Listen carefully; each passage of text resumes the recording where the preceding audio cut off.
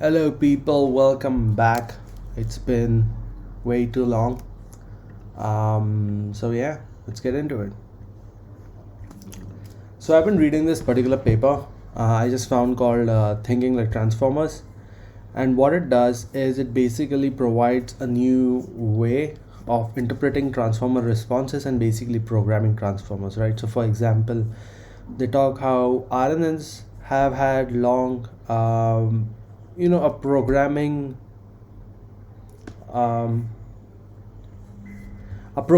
way of actually, you know, what it is doing, and they call it like much as the token to token processing of RNNs can be conceptualized as finite state automata. In this paper, they come out with a new language called RASP. They say that RASP language captures the unique information flow constraints under which the transformer operates as it processes its sequences. Our model helps reason about how transform operates at high level of abstraction, reasoning in terms of composition of sequence operations rather than neural network primitives. So instead of actually telling that now you have this layer is going to process this thing, and then hopefully this is the output, they basically tell it that this is a particular operation that this particular that transform block has to perform. Um, and so that's a different way of looking at neural networks. So for example, you can, if you look at it in this way, it's like a lot of work has been gone into making transformers behave like graph neural networks in a way, and theoretically yes, you can do that, but practically transformers are just a very special case of graph neural networks. And similarly, instead of actually talking about like neural network primitives that you have linear layer that does this, etc., etc., you basically have a sequence operation, right? So if you tell it that there's something called a reverse operation. In the reverse operation, whatever is the input, the output comes out, right? So for example, this is the reverse operation. It takes in a sequence called ABC and returns the CBA sequence. And this reverse can actually be broken down further into some of the built-in methods that the paper has, and you can like then train neural network on each and every one of those individual operations. So for example, if you have an input sequence like this, where this sign is the BOS sign, and then you have AAA, BB, CC, DEF, and then you tell it that highlight only the same tokens. This is the kind of attention matrix that you should be getting, right? So for example, BOS obviously attends to all the places, but then you have like A attending to all the A's, B attending to all the B's, etc. And so instead of actually telling the neural network or programming or coding the neural network in such a way, you give it an instruction which is that attend to same tokens, and then you build something on top of attend to same tokens. The way they do it is pretty simple. Yeah, this particular transformer was trained on both target and attention supervision. That is, in addition to standard cross entropy loss on the target output, the model was given an MSE loss on the difference between its attention heat maps and those expected by the RASP solution. The transformer reached test accuracy of 99% on the task, and comparing the selection patterns in heat maps, and C suggested that it has also successfully learned to replicate the solution described in A. So the problem here is pretty simple. The problem is called a double histogram. The task of counting each input token, how many unique input tokens have the same frequency as itself, right? So for example, if you have A, B, B, C, C, D, E, F, then you have like A comes 1, 3 A's, then you have like two different tokens that come two times, so you have 2, 2, 2, and then you have different tokens that is D, E, F, all come one time, and so you highlight them as 3, 3, 3. And what you can do is now you can actually break the entire program into some of the primitives that exist in the language, and that's how, instead of actually training the entire network end to end, you can train like different parts of the neural network to perform these different operations, and that's what they say that it would reach a much better accuracy. Before going forward, the authors who have written this paper, I mean, the code for this thing is pretty phenomenal, man. I have checked it. It's amazing code. RASP, yeah, this is it. So this is the library that actually has the code, and this entire thing is built as an REPL, so it's completely interactive and all that. But we are not going to be doing that because it's already done. And I think there's a lot more use case when you actually convert this thing to a neural network and are able to train it more efficiently rather than actually making it like an REPL. I don't want to spend wasting time on like building this REPL when it already exists. Neither am I actually good at it. Okay, so what I have till now is I have a bunch of basic preliminary things ready. Let me just share my terminal. Cool. So what I have is I have the core functionalities ready, which are all the operations that they have, but it has been built manually.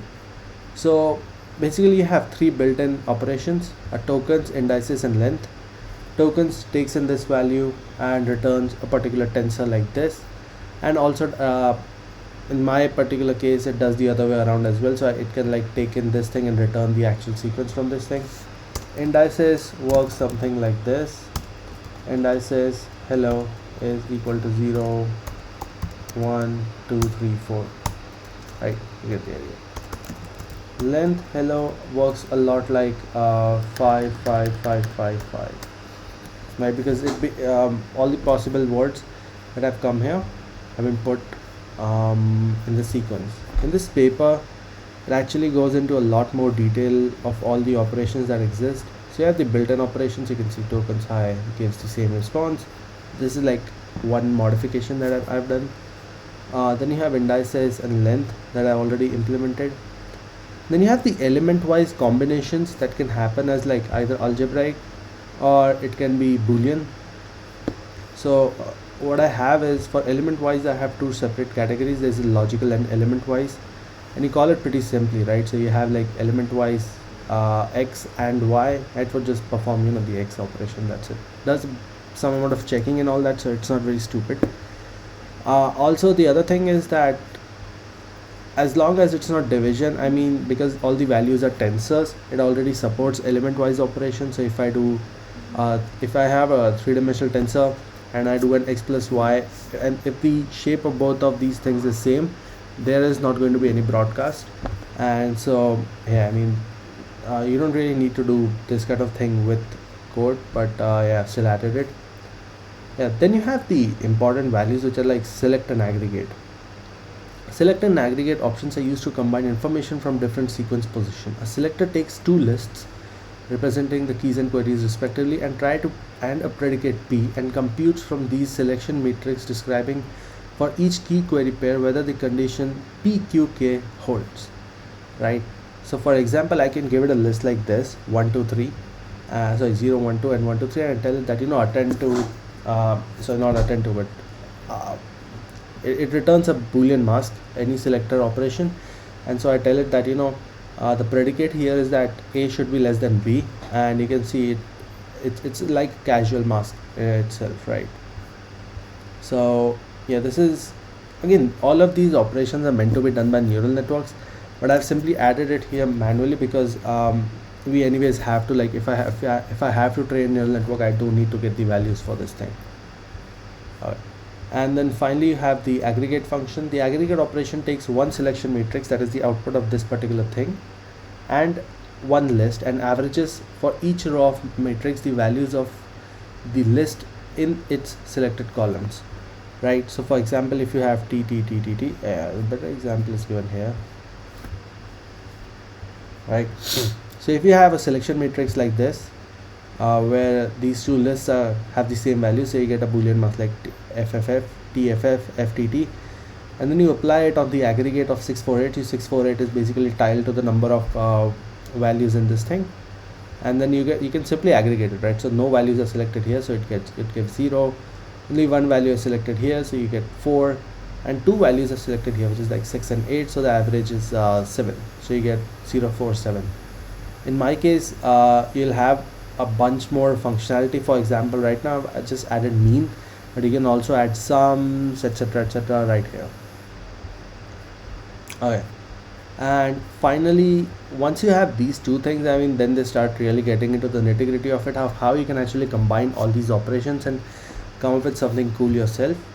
So for example, they have something called a flip function, and what a flip function does is that it so this is the operation, right?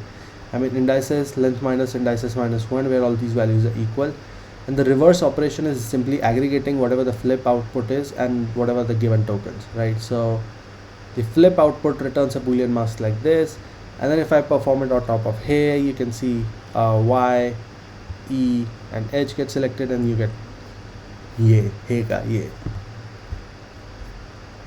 So yeah, I mean, I've added the flip. Now the thing is that you can keep on adding more and more and more here, and that's the eventual idea, that can network in itself take care of all the operations that it needs to do. And this is somewhat similar to a paper I read where they went into the details of how a neural network with its if you give a neural network a limited vocabulary, it was able to come up with all these different ideas and operations while simultaneously like caching whatever the new ideas that was building and capturing. Okay. So the final thing that I have not added yet is the powerful selector width, which takes in an input as a single selector and returns a new SOP that computes for each output position the number of input values which the selector has chosen for it. Okay, so this is basically it. So if I give it some SOP like so if I give it a selector like this, same token, which is this particular operation, match where all the tokens are same, and then I tell it that, you know, gather over hello, it's going to return this thing. A better example is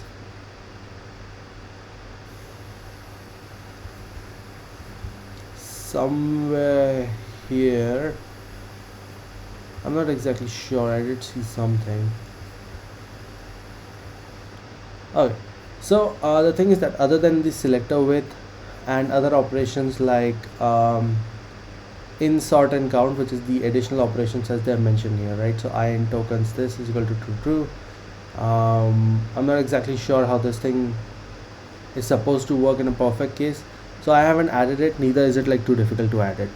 Other than that, I've like gone over all the possible examples that these guys have given in the paper till additional operations, and I've added it to the manual tests, right? And you can like run this test and see if it works or not. So for example, I can just do python 3-m unit test this thing, and yeah, it works.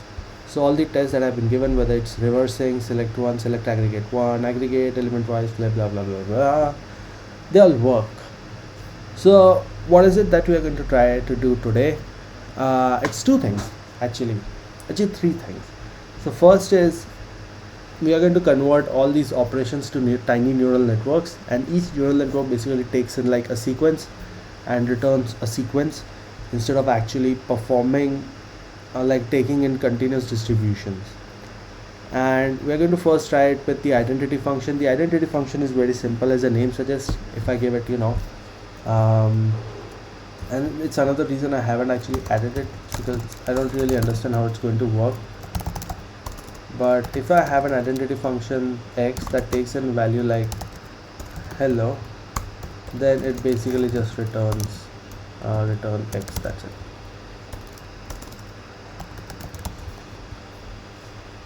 We are going to try and code that with the neural network and see what happens.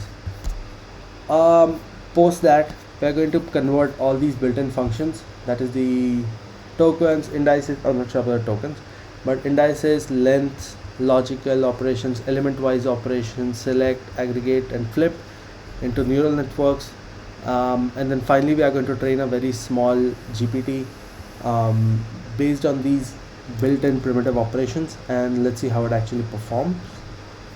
And I'm not sure if we'll get to it, and I'm pretty sure we won't, but it's also we'll trying to add the parsing capability. So for example, if I have like a good thing about this thing is still that it has the ability to perform as an REPL, and even if I don't want an REPL, I should at least be able to read some code.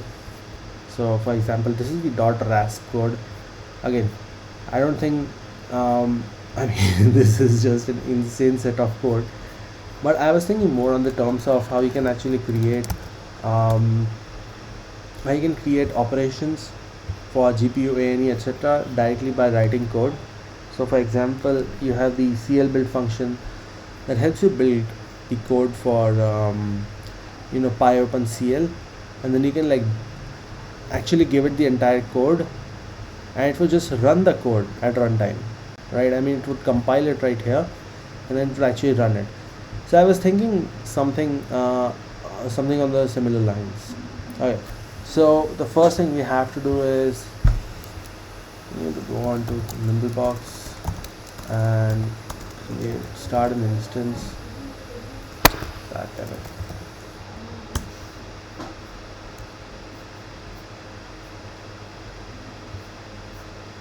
Yeah, cheap plug. I work for this company, but they're pretty cool, so it's okay. Okay.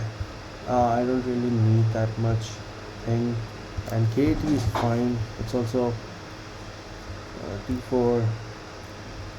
I don't understand why KT is actually more expensive than T4. Maybe T4 is from previous generation. I should know about these things, but I'm too stupid.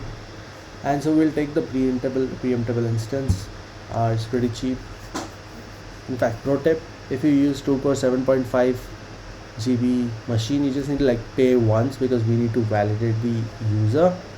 But after that, you can like just do whatever you actually want to. But it's pretty much cheap, free.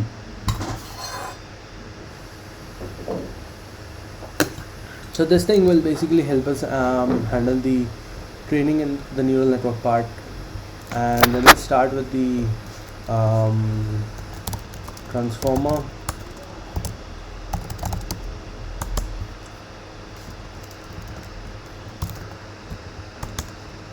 And then the first thing we'll start with is the model.py, and I think the best place to actually start is GPT. I mean, it's so much more simpler. It's also just one single file.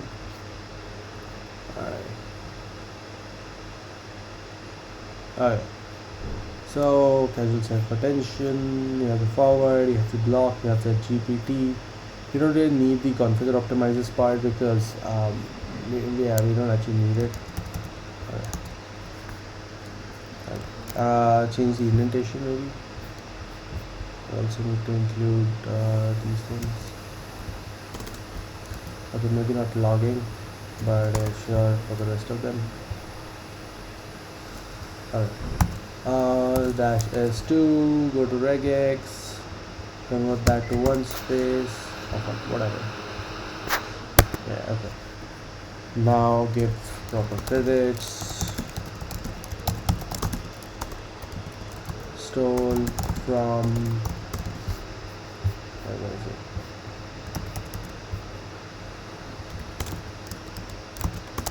But he won't mind. Alright, also part of RASP modified for. Okay, so the part that we don't actually need is the configure optimizers. It's fine. Also weird thing is because you need to pass. I never really liked that function because you need to pass the training arguments to it. So it's like even if I just want to train it once, I need to like define the second optimizer. Yeah, it's just fucking weird, man. Alright. Then I have to define the config NEMBD, n layers, etc, etc. So maybe I can just define class tiny config. I can have what are all the values that actually need, right? So vocab size, block size, EMBD p drop, n layer. Yeah, I think that's it, right?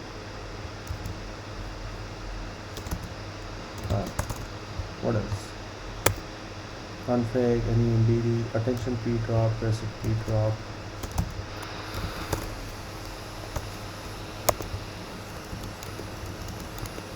Oh, fuck it. Okay. Block size. So block size is basically the total sequence length that it can take into itself. Let me mute my WhatsApp.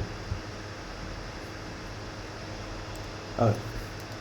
Next up, layer pass is none because we did not include what happens during generation, so it's fine. We can go through the entire effort of actually um, you know shitting it. Okay, now the one thing I'm not clear from the paper, because again I should have probably read it completely, is do they have the feed forward networks? I'm not exactly sure that they actually have feed forward networks, but I'm pretty sure it's not a bad idea to have them, right? So for example, this is the code for converting the getting the reverse wallet thing, which is the first thing that you define is the op indexes. Okay, it's just a tensor. Then you have the first operation, which is the flip select, right? And then for this you need to define a whole layer that does this particular piece, and then you have the aggregate wallet function that does the second layer wallet piece. So you have the full average piece, and then you have the flip select piece, which is this particular thing. The interesting thing, Manda. Okay. Now it's very easy actually to run this code. So for example, if I just want to test it out, I can literally just create a, let me just do that now. Is a Jupyter notebook already running?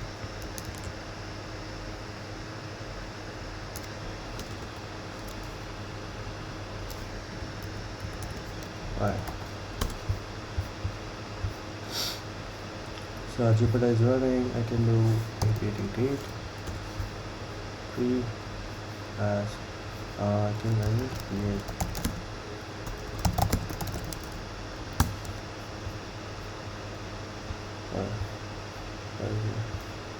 notebooks.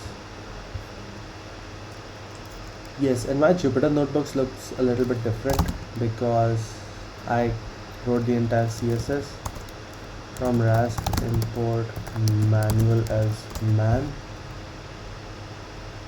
right?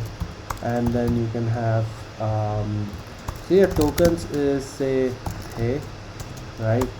So you can then simply take a look at the paper and see what it's talking about. Let me just copy paste this entire thing here. Right. So op index is equal to length. So first thing is I actually need to convert tokens to the sequence. So man tokens, and then I can do man dot length tokens minus man dot indices tokens minus 1, and you can see this is the output tensor that you get.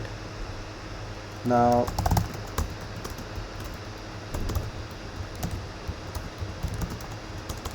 next thing is flipping. It's also pretty simple. All I have to do is man dot select the indices, and op index already exists, so my indices token. You can of course like improve this thing, etc., and the operations are in brackets. And so yeah, you can see you get this kind of a value where you have FFT, FTF, TFF, right? This is the particular flip matrix, flip selector basically. Okay, and then finally you have the reverse curve function, which is pretty simple actually. You have man dot aggregate, you have the flip tokens, right? And so yeah, you get this particular output, which is the whatever is the inverse of this particular input. So I can do input tokens, right? So you can see you get 7424, and now you have 2447, right? And the cool thing is the way it's built, I can actually just feed it man dot tokens, and it will return me the proper thing, right? So you can see how hey become yay, and this is how it works. So I consider this part as the part of embedding. This is just ops, so there's nothing special here. It's part of the input only, like the input code. Then you have the first network, right, first layer, and you can see that because only one operation is performed here, you can like define head, n head is equal to 1. That's it. And then you have the second layer, and similarly because only one operation is performed here, you can just do n head is equal to 1, and second layer is this thing. And this is, you can consider this thing as the lm head or de-embedding, and I can just do tokens like this, tokens. Cool. So you can see how you actually give it an input hey, and it returns, oh wait a minute, oh sorry, yeah, I give it the input hey and it returns the output yeah. So the thing is that now you have performed this kind of an operation, and training a neural network for this kind of thing would have been a pretty complicated ordeal, but it's very simple with this kind of a process. Alright, I can just start a Jupyter code, Jupyter instance. I don't really need it, but it's so cheap, I'll let it run. Okay, so the first thing is that we need to convert all these operations to like neural network terms. So we need to like build that particular neural network, and the way to do about it is you have this GPT Wallet thing. Maybe we need to make this thing much simpler, right? So instead of having the casual attention from here, I can just have a self attention that is defined right here, and I can simply have an inops rearrange wallet thingy. So I'll just delete this entire piece. Right, casual self attention will now be self.attn is equal to nn dot multi head attention. Yeah, we can just take a look at the documentation of this thing.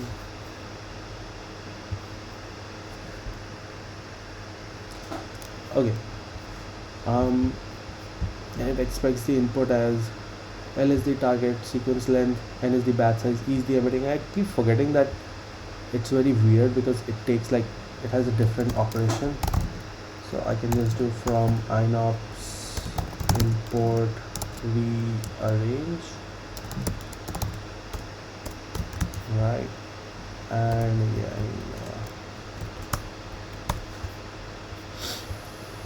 these are all the input things that go into it. Dropout, bias is equal to true, and bias gain is equal to false. Yeah, all that makes sense. Let's just copy this much. Embedding them is equal to config dot nembd is equal to config dot nhead, and dropout is equal to config dot dropout. I was thinking instead of having like these different dropouts, you could just have like a single dropout.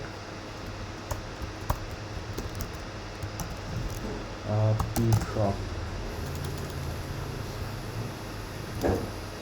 Have dropout.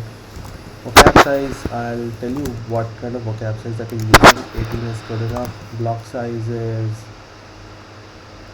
120. It's just 32 for now. Dropout is 0.0, and layer is of course obviously 1.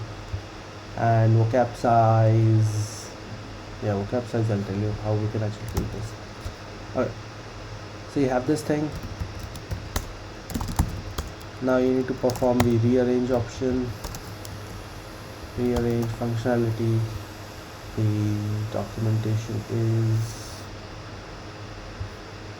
first of all, how do I set the default for this thing? Yeah, 3.8. Now it should work. Alright, so you have the rearrange. Rearrange takes in a tensor and a pattern. The tensor is this. It has pattern N, B, E. The output needs to be L, where L is the sequence length, L, N, E, and it's just the other way around here. Here you have the L and E, and you need to be N and E. Okay.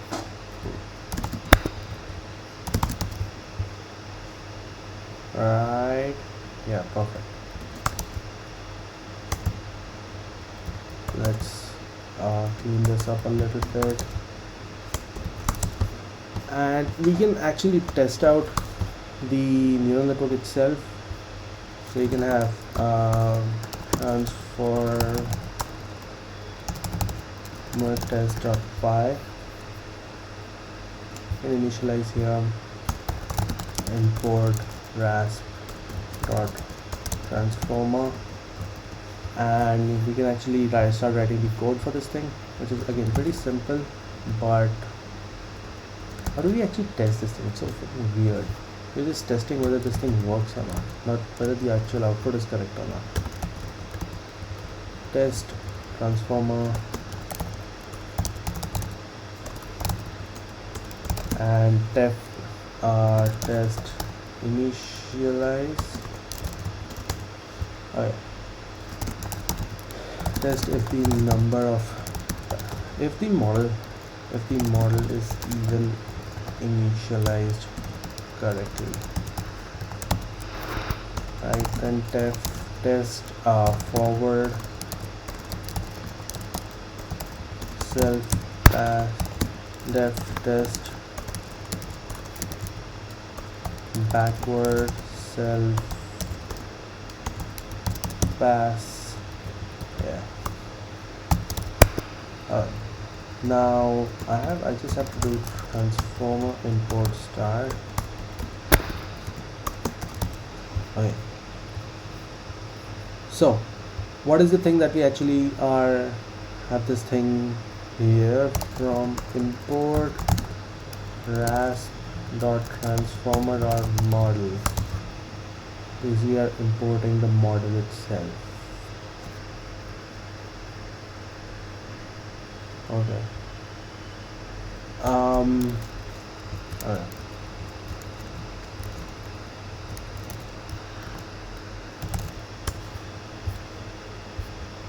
Why is it red? What's wrong? Vocab size. Let's just keep it vocab size 128 for now. Okay. So I have the config, which is the tiny config. Right. Can I actually just see and print tiny config model import star. I can actually just start testing this thing out. So I have, instead of manual test, I have transformer test. Alright, I have this tiny config object. I should probably add like a wrapper here.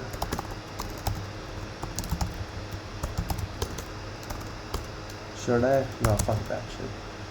Okay. And now I can just do model is equal to, also this thing is not a GPT anymore, so transformer, full transformer.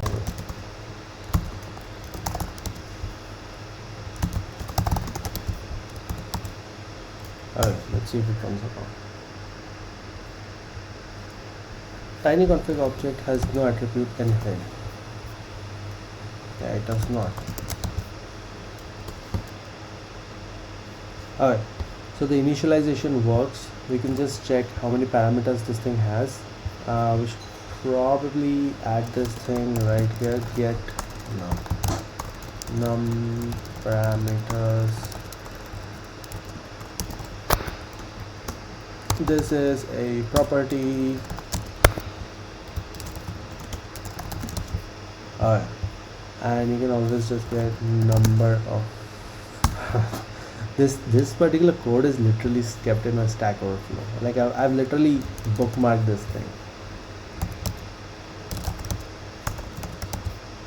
Okay, and I can just add this thing to test, print model on num parameters.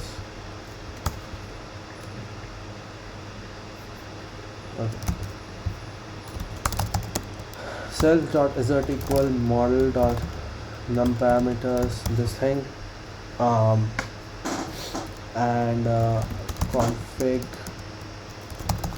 dot vocab size is equal to 128. So even if I like change this thing to like this thing, it would still work correctly. Yeah. Test forward.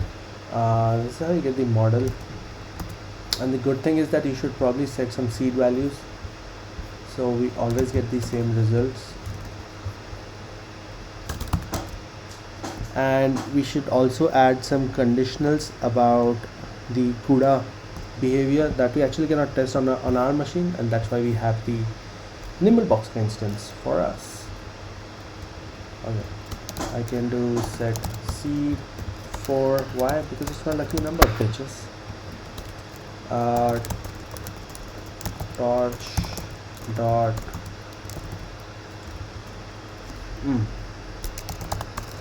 rand int low is 0, high is config dot vocab size, and you have size is equal to 1 comma 12, 2 comma 12, 2 comma 6, and then, yeah, that's good enough.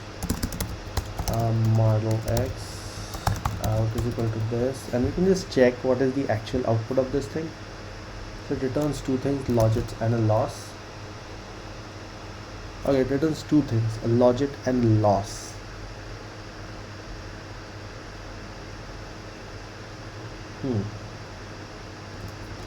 Alright, this one's fine. Logits, loss, and can I just print this thing? Logits, loss, and probably logit start argmax -1. Okay, forward missing 3 positional query arguments, key query and value. Yeah, I mean, fucked up, right? You change the forward wala thing here. Okay, probably should check up on the documentation. Allows the model to jointly attend the information from different representation spaces. Takes in a key, query and a value. Key padding knows this. So I think we'll need to add the QKV wala function, but we can just copy this thing right from here. Yeah, this thing, it's weird.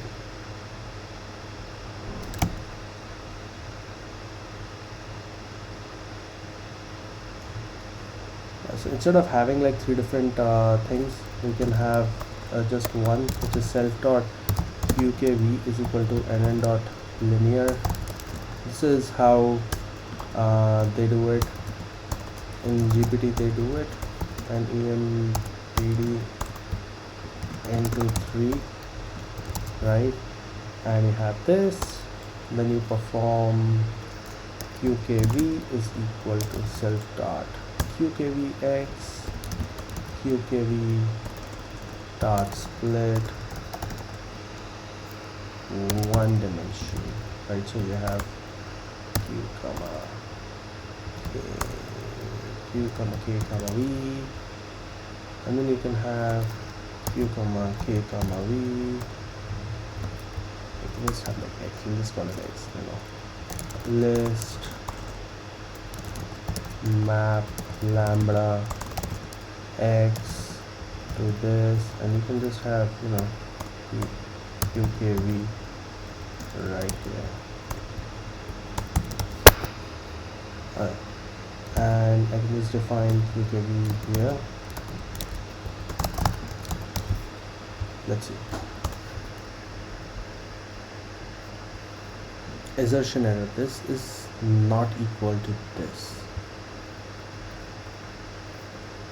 Yeah, I mean, that's true, because we have not added we have added some new layers, so this is probably the best new size, so we should probably update our test.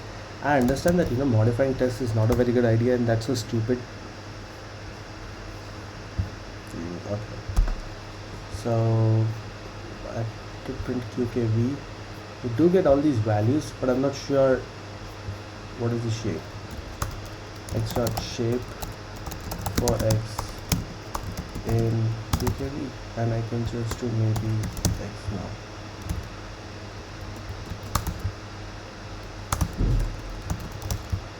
And moreover, all these three values have to go through the layer norm first, then they get projected. Yeah, so this is actually Y, and this is Y, and this is just Y. Now it's better. Okay, this. Wait.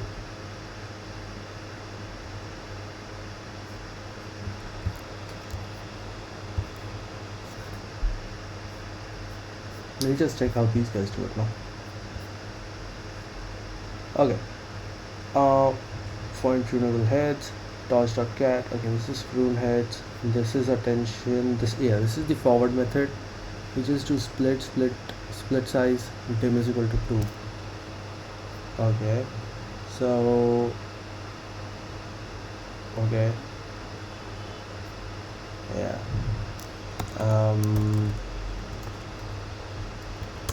Self.split size is equal to config.nembd, and I can just do then self.split size dimension is equal to 2, and yeah, this should work.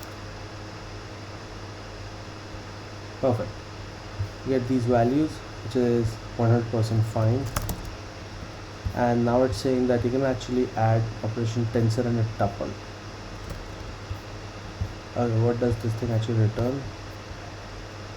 Attention output weights. So yeah, you know what? Okay, we'll just return the first step now.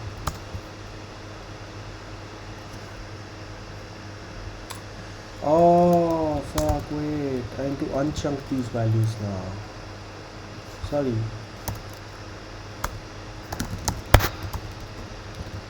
I'm going to print y.shape L and E.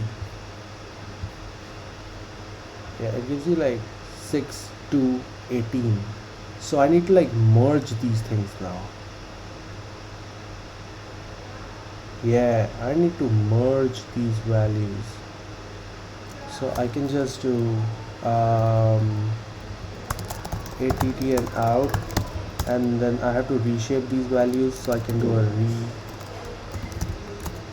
know what, let's just find the code for it from here. I mean, why spend the effort of actually writing these values from now on? Right, basically every single code is just the same. Okay, you have merge heads and split heads.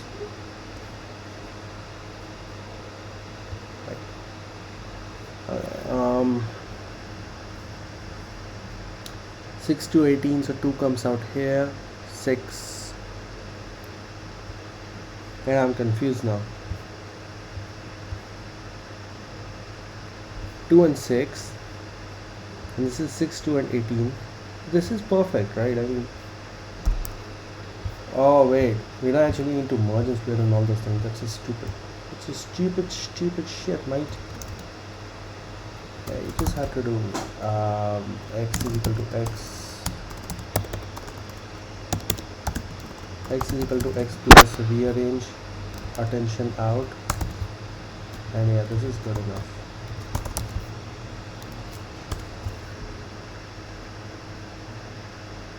Perfecto. Okay, we'll just now capture these values and say self.assert equal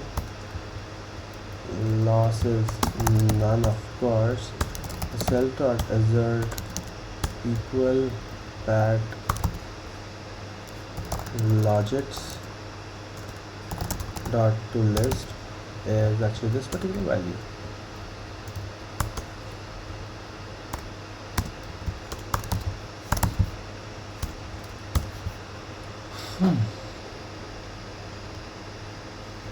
Differing first attempt.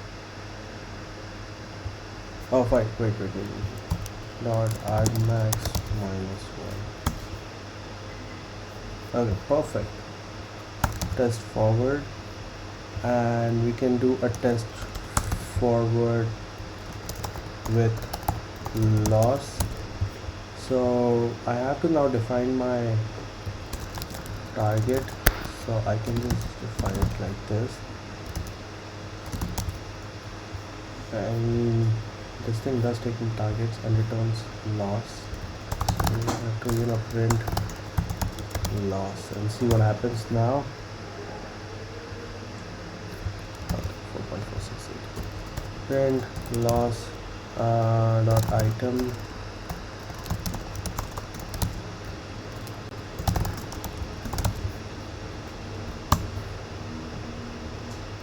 And I can just do, instead of actually writing this thing, I can just do np dot assert. Yeah, that's why I actually imported numpy.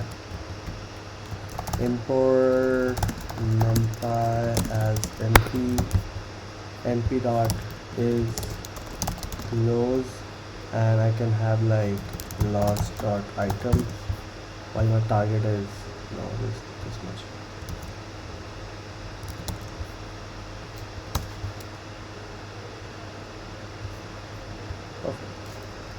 Out is equal to this. Print out. I think it's just a boolean, but still true. And all I can do is self dot assert true out. Okay, perfect. So now our model is getting initialized, our forward is working, our forward loss is working, and then we actually just test out whether the backward works correctly or not. So I have this thing. Now I have to define the optimizer. So I define optimizer like this.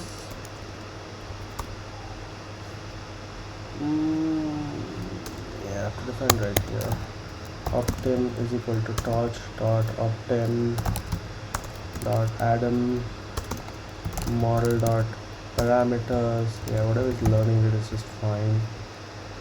I can do optim dot step, and then I can like run this thing all over again, right? Actually no, let's just run this part all over again and see what happens.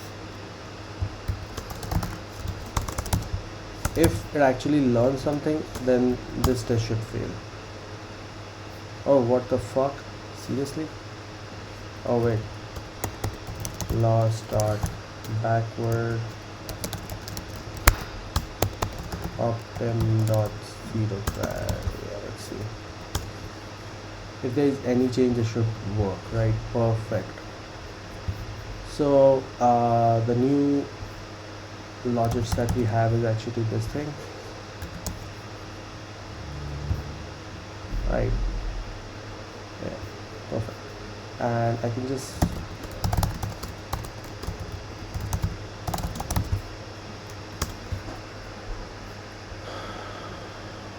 okay, yeah, so the loss does increase, it does decrease, sorry. So this should now work, which means our model can be initialized. It actually runs with the forward, it does capture the loss, and also does perform the backward. Now I have to do it all for the CUDA wala version as well, and then we can like just test it out on the cloud. So there is a particular functionality in unit test where you can like run it under some condition. Okay. Unit test run in condition.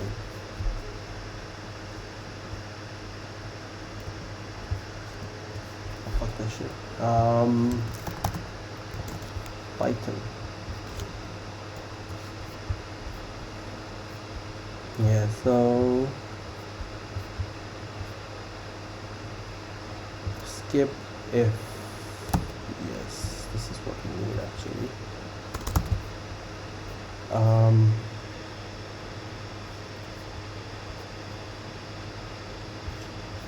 Yeah. Okay.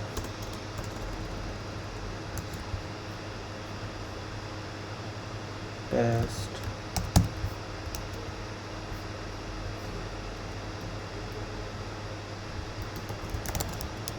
this thing CUDA, and all I have to do now is I simply have to perform a check,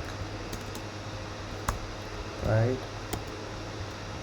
It says that if torch.CUDA is available,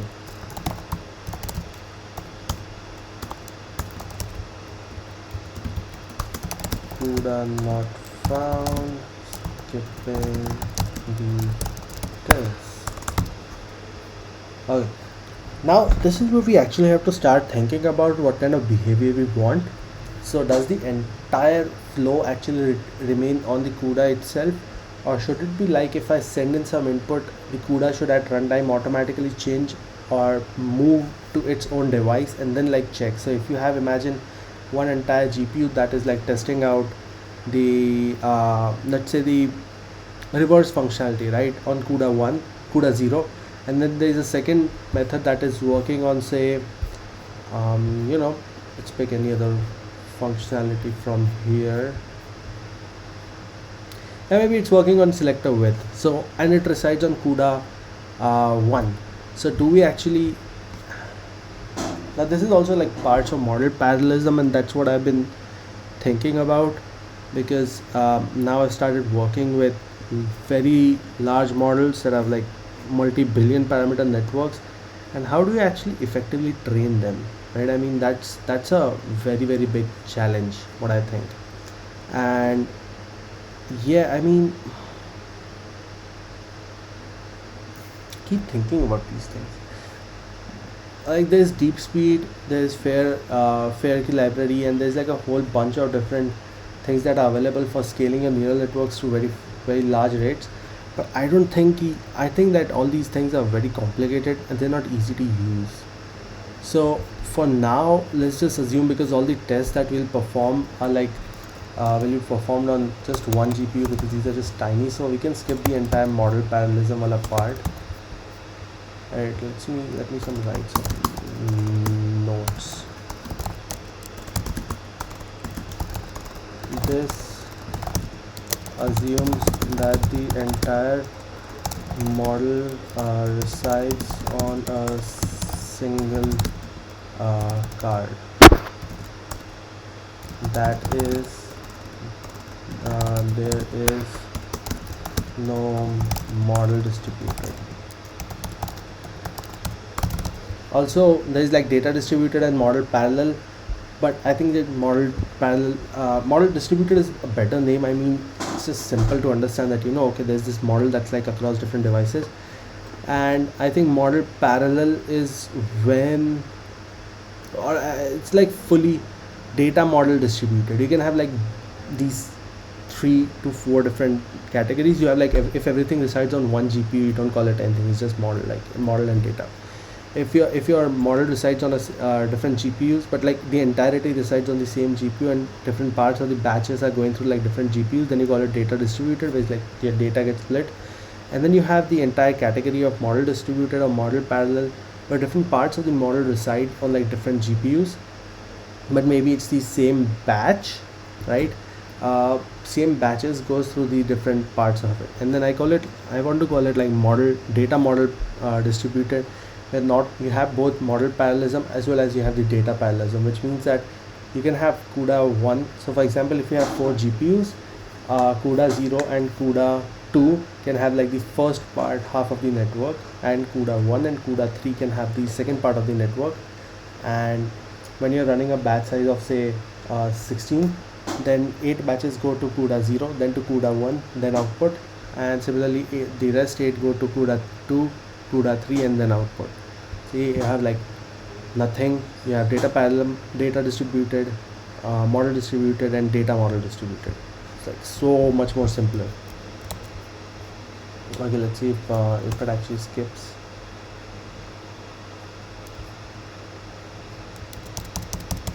It didn't even say anything. Seriously?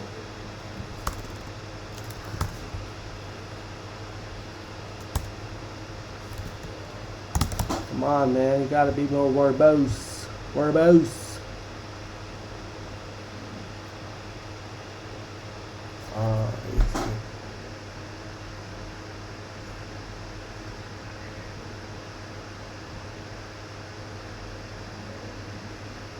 Okay.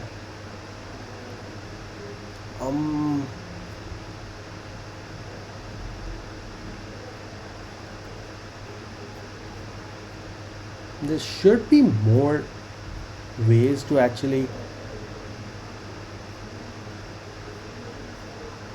write like what exactly happens in this function and all, but it's fine. I'll just stop it for now. So what if I actually do this? Okay, I have to first add this thing, no? Okay, so config this, config. I can just do CUDA. If this works, so I can just do del model, save up the memory, motherfuckers, and I can do CUDA dot CUDA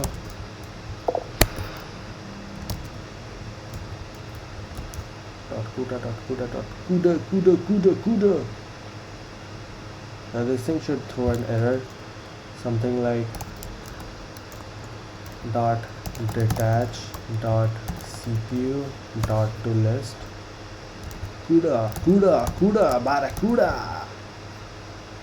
Yeah, and similarly CUDA. Yeah, and then you can have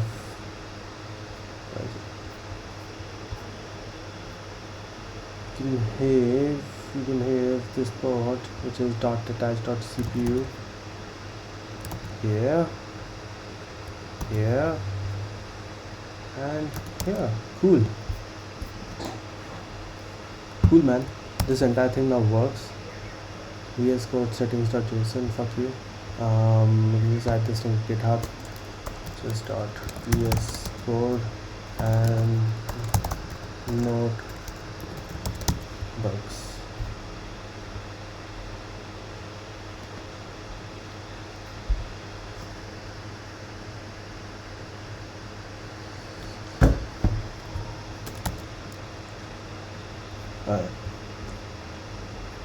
So let's just commit this much. GST. I don't want to add all the files, but yeah, let's add setup.py, readme, test, and rasp / transformer, rasp / init, rasp / manual, GST, rasp test.py. Oh yeah, these are deleted, right? So git add rasp.py, rasp test.py, GST git commit -m convert to package. Let's test code for transformers.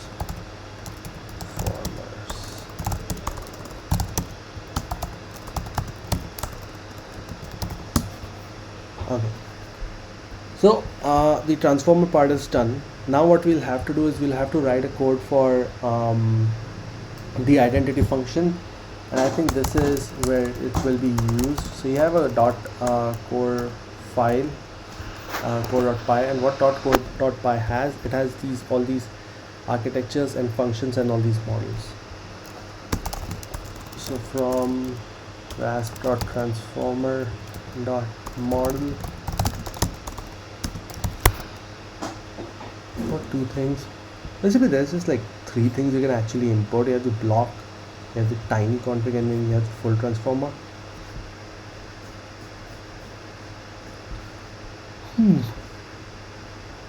Okay, self.init weights. I don't even need this much, it's fine.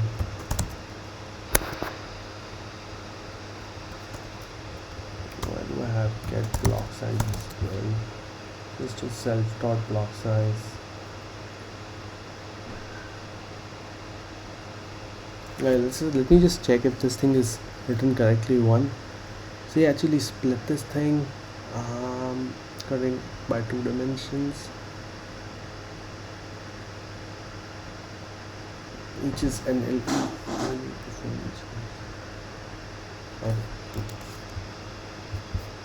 Wait, but shouldn't this part handle the multi-head attention, right? I mean,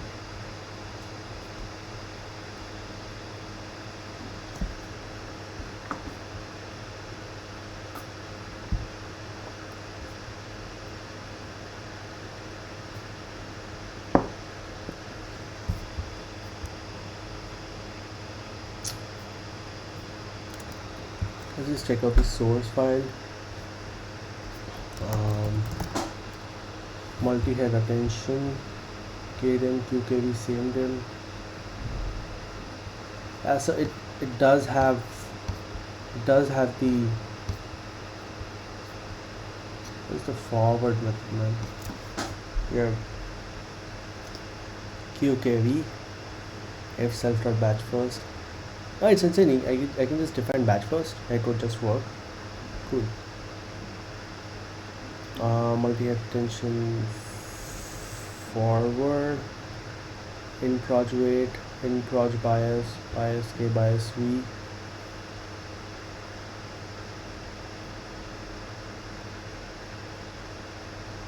Same embed 10. Q projection weight. Yeah, so they already have the QKV projection weight. I don't really need any of this.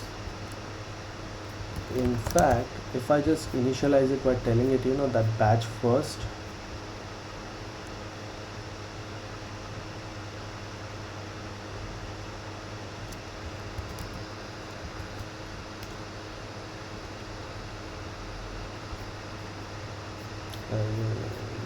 somewhere else. So this is the multi-head attention, and you can just define it as batch first is equal to this thing, true, and then you don't actually need to do any of that. You literally just have to do x att and out is equal to self.attn y motherfuckers, so y motherfuckers, just y, and the test would clearly fail. An unexpected keyword argument batch first. Okay. First of all, what's the version of PyTorch I'm using?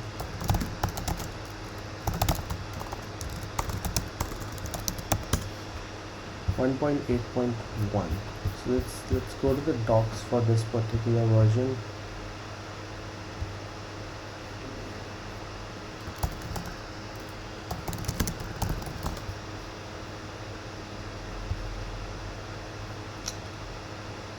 Yeah,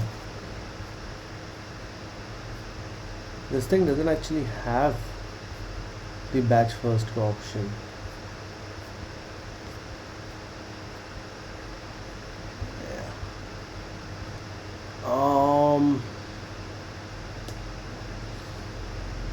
How do I make it so generic?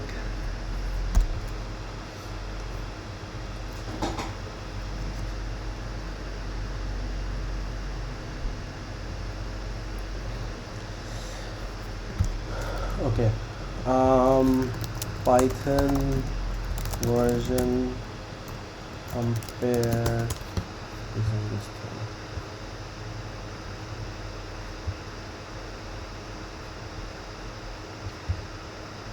Packaging import version. Cool.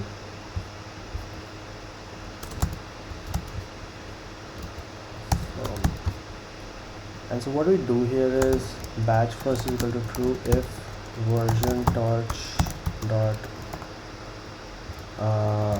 version is greater than equal to version dot parse 1.9.0 else false.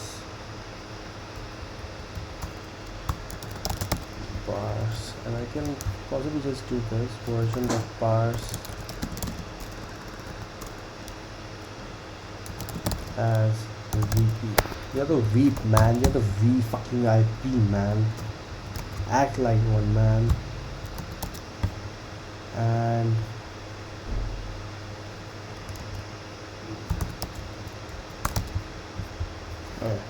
version parse.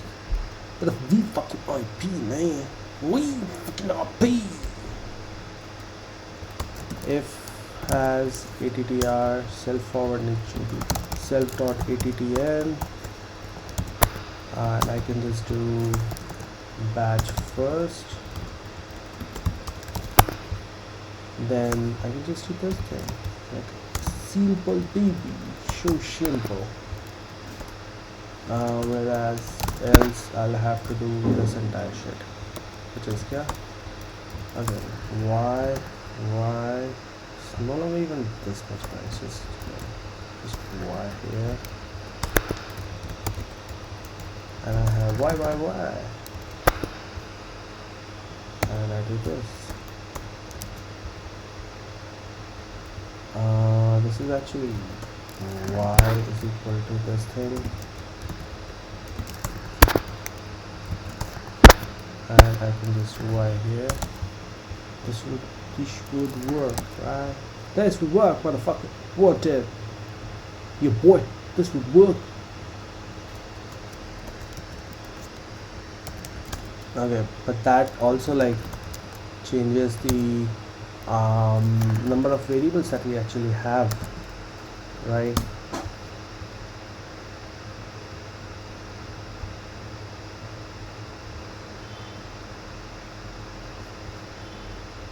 First of all, I don't think this thing works. Let's just check.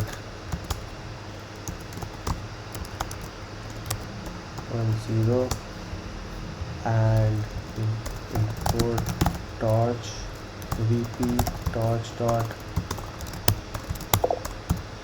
version. So is this greater than this, you fucking moron? False, right?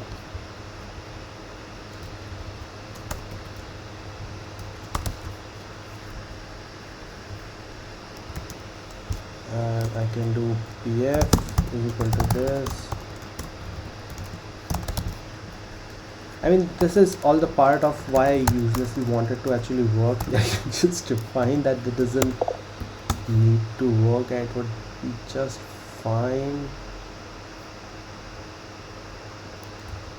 Yeah, you know what, fuck that shit. Let's not let's just make this the default way of actually programming. This could still work. Torch not compiled with CUDA. I mean, dude.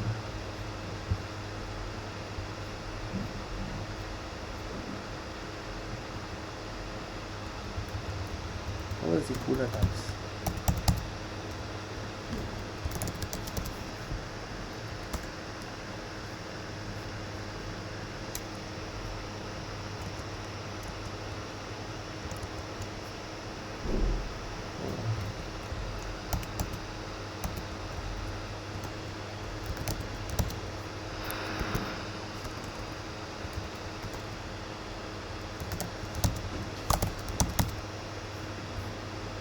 This is what happens when you like uselessly try to modify the code.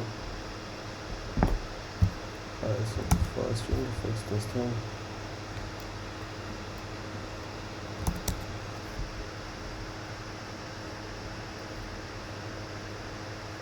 You don't have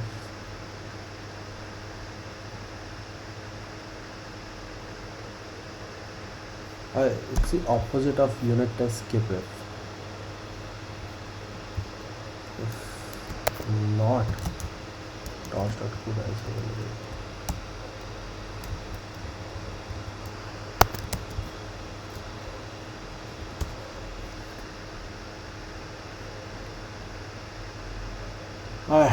So this would clearly change the output values as well.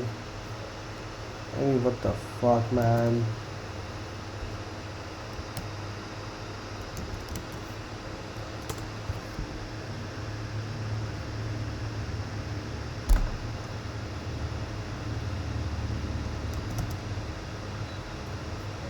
Oh, which particular case even is this the same? Let's get this. Losses, right? Yeah, so losses none. I have to like get what the fuck loss is now. Oh my god. Yeah, so loss this much, and I have to do now is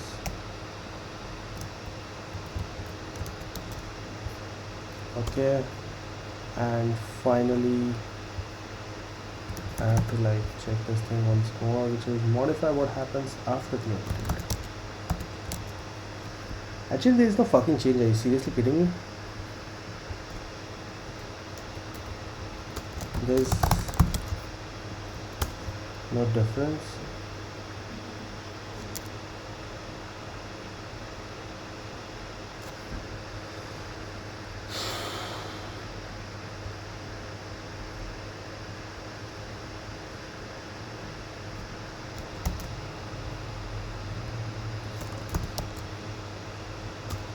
So the loss does in fact decrease, so that's a good sign.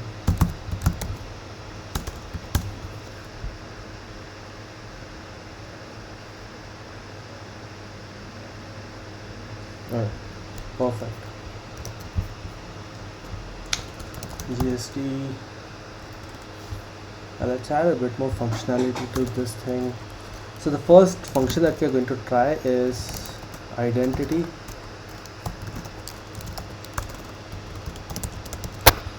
Alright, now all these functions, they act like how they actually do in TensorFlow, which is like they are like get model function and not the forward function itself, right? So I can define actually, you know, arch quarks, and I can have tiny config, config is equal to tiny config for k comma v items, config set attr config kb. Cool. Man, when tab 9 works, it's just so flawless, it's so beautiful. Okay.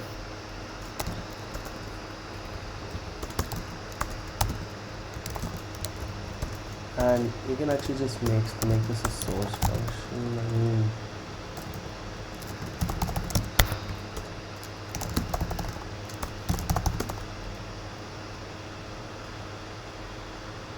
can you?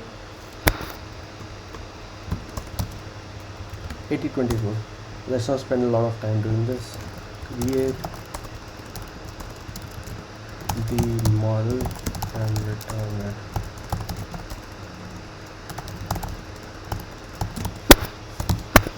Okay, so now there is another thing to the model, which is that a lot of model outputs can be manually obtained, right? So maybe what we can do is, along with initializing the model, you can also initialize the oh, I'm bad, my bad. Should we initialize the correct manual output getter right here, or should we just call it manually? From that is basically .man.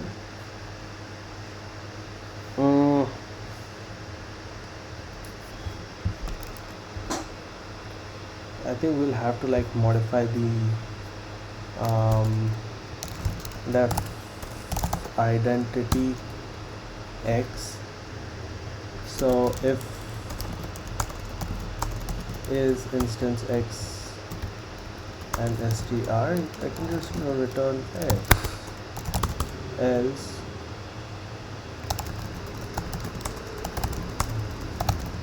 return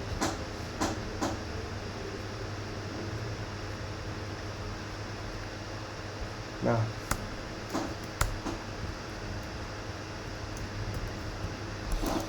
So I can just close this part because the transformer now actually works. Loss also decreases. I think. Yeah, you know what? Fuck that. I'm not going to work on it anymore.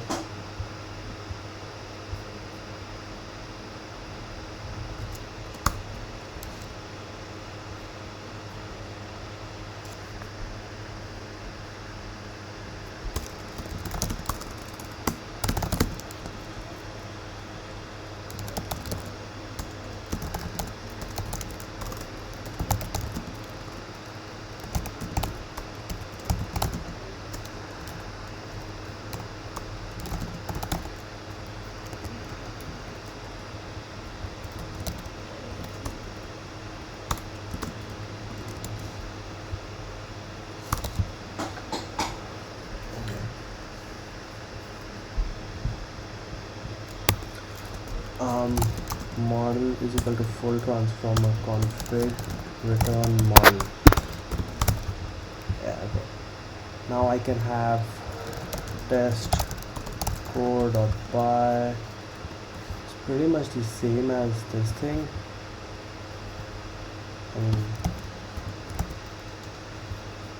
Test core.py, and then I could just start by defining, definition as def identity.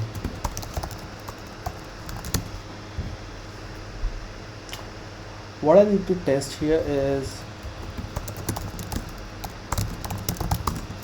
first we are testing, does the code work? That is, model is returned plus does the manual loss objective work? Okay. Now each of these losses has like two. Yeah, so for loss I need to like define loss.py right here.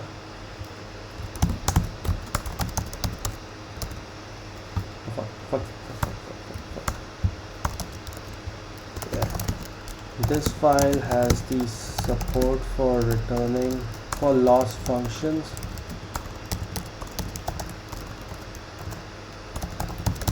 And what I mean by that is pretty simple. As you can see in this particular function, where is it? Yeah, they basically tell that this particular transformer was trained on both these differences.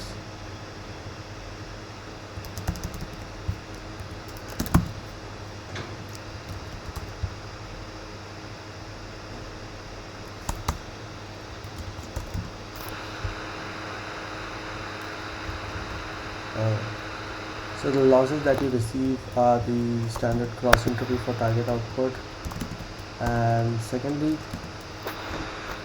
an MSE loss,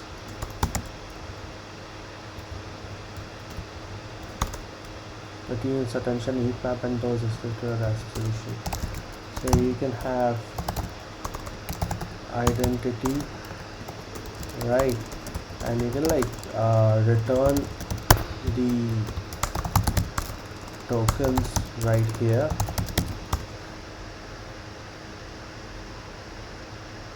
But then we'll need to build the manual solution for this thing, which we can like build pretty easily. So I can just say from rasp dot import rasp dot manual as man, right, and man dot select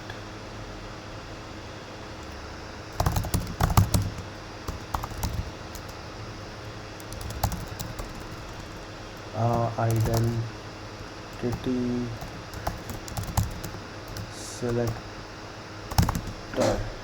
Yeah, this would basically return all the tokens that are here.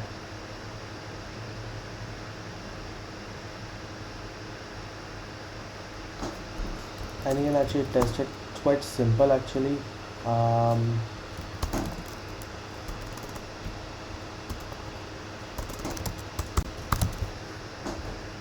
Test core and the model, and we also have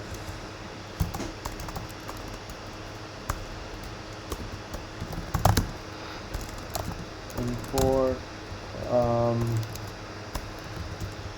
model as M, import loss as L, and then what we have to actually check is the loss function that is that we get from this thing. How do you actually simplify this entire process? I mean, building and cleaning networks in this case should be as simple as passing these strings.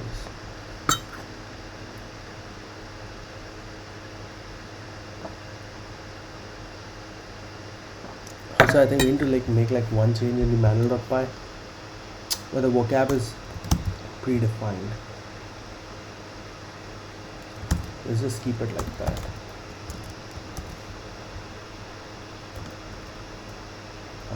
So a model has like from RASP dot manual import vocab.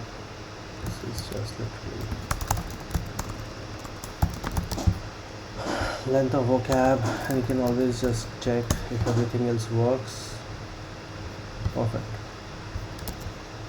Whereas your by default model would have the same vocab as the others. What if I do test? There is a module named test. Tiny config is not defined in test identity. Yeah.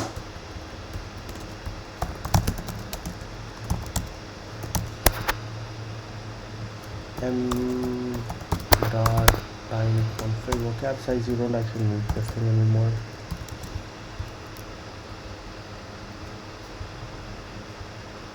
Whenever you need to do this, you can just do like this, full transformer and tiny config.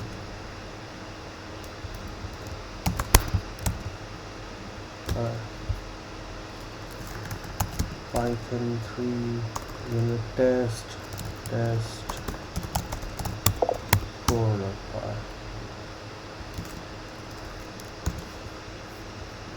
I don't actually need to check this thing now.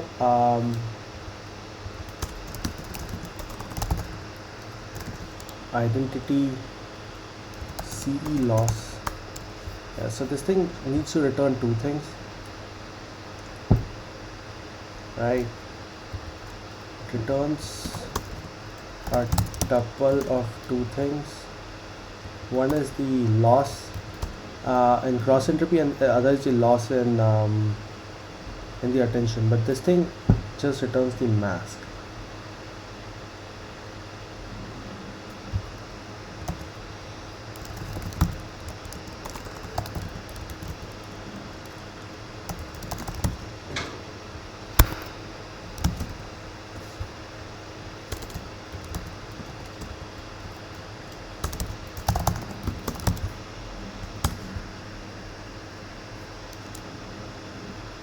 Your object has no shape clearly, so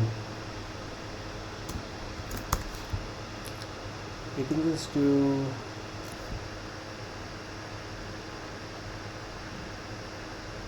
oh wait, we haven't actually still defined what should be the proper input to the transform. We have not yet modified it,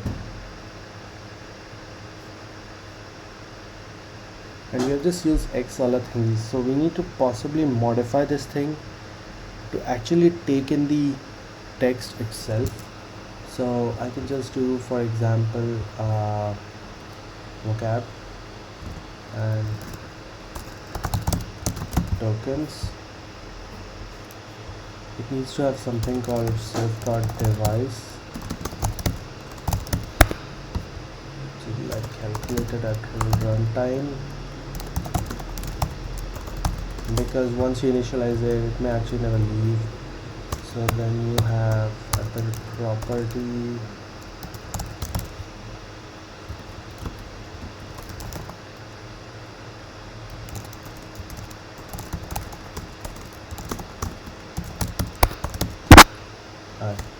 and next iter self.parameters m is equal to this, self.device is equal to, it's so weird, but no, this is not actually should be self.device is equal to m dot device.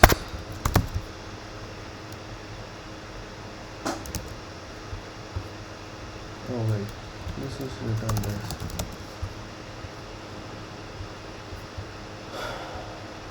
What if I just do this,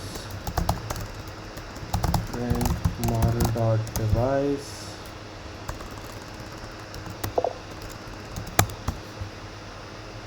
test,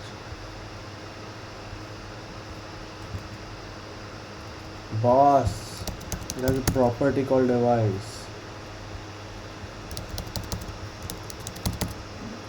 What are you talking about?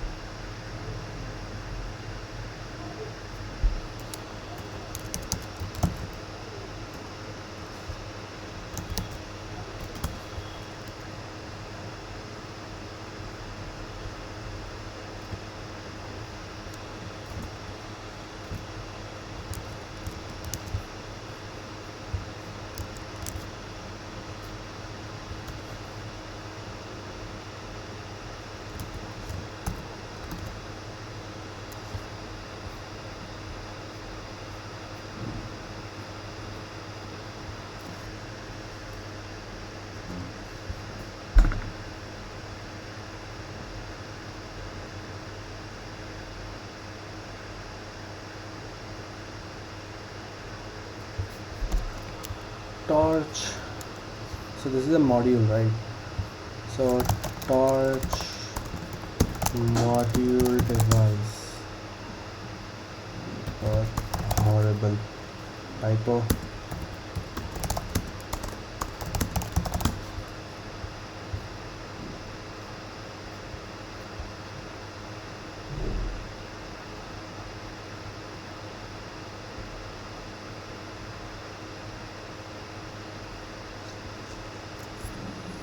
Yeah, I mean this is what else I'm talking about, right?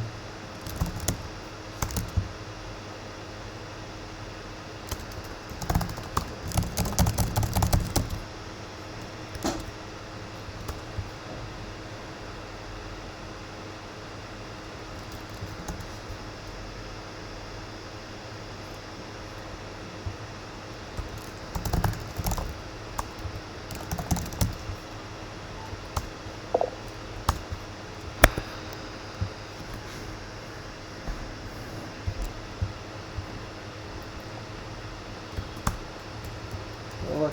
Fuck you.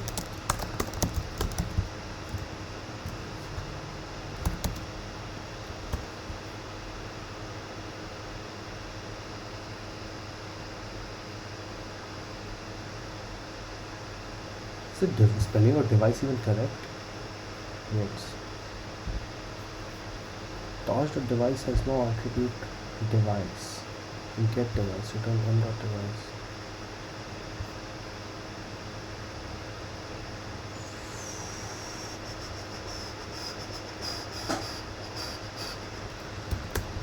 Fuck me, you know what? Fuck me.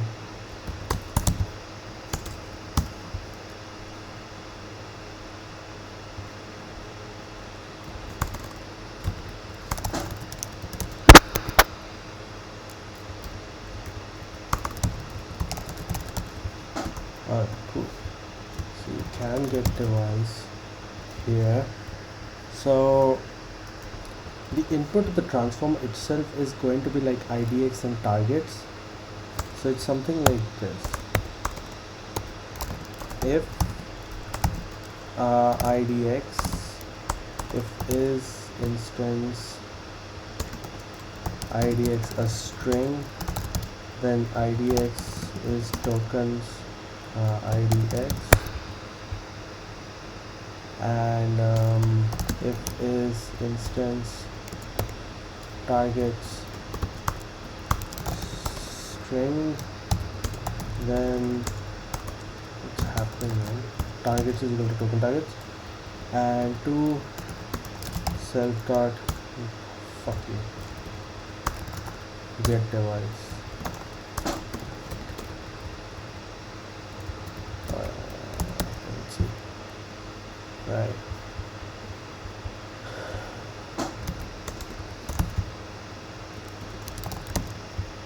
And so I can have X as literally just hey motherfuckers.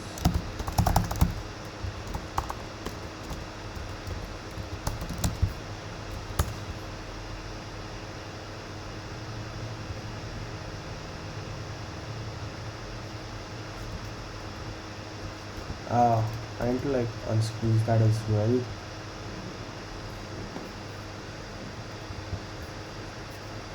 Oh.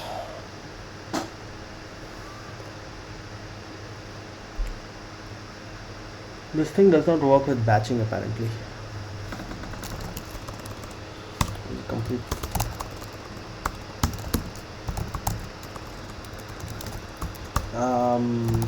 Format, inputs and tokens. You have the self and you have IDX and you have targets. So you say if is instance this thing view 1 minus 1 elif is instance idx list and idx 0 is this thing, idx is torch dot cat what motherfuckers, tokens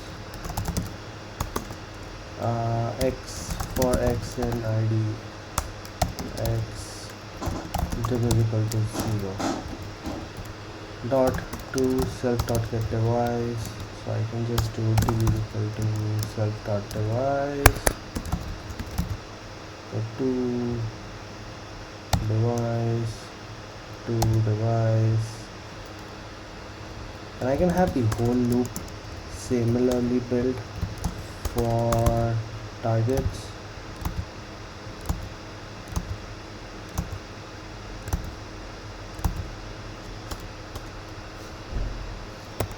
If targets is not null, then you can have all this.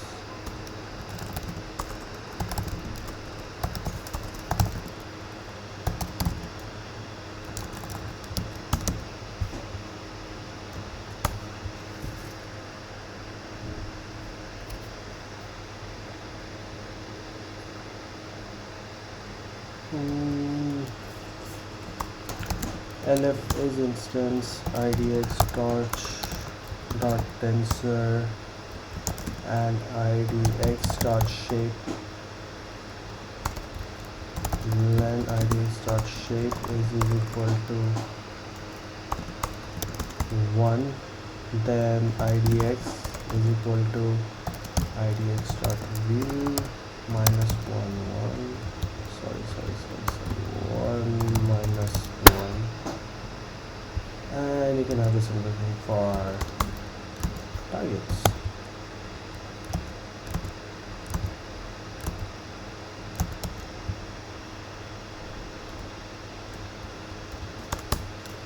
idx for targets is equal to set dot format forward format idx comma targets. Let's see if this thing works.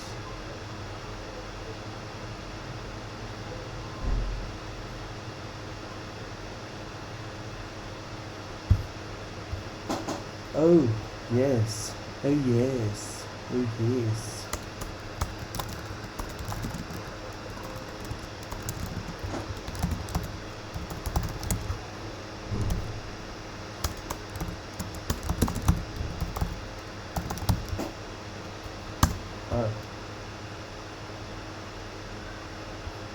Perfect.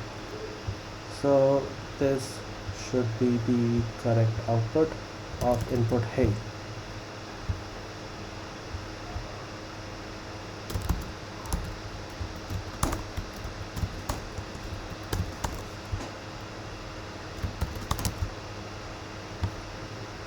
And I can build a whole similar functionality for test forward str, test forward with loss str, which is it's just the same.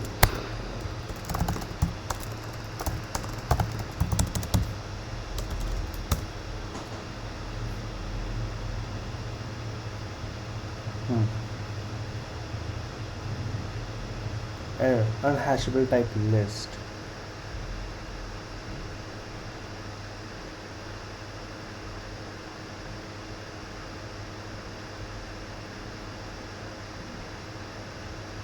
Tokens ID extracted to view, what the fuck?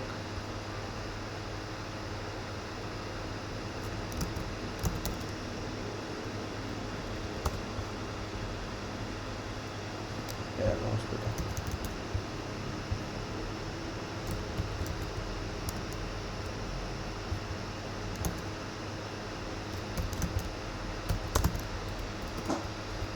I can illustrate this thing. Alright, and then maybe I can also get the backward, which is x and y.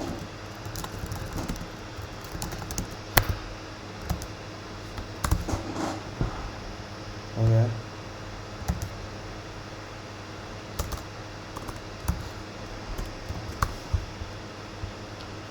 Test backward str. Okay. Then I have to define optimizer.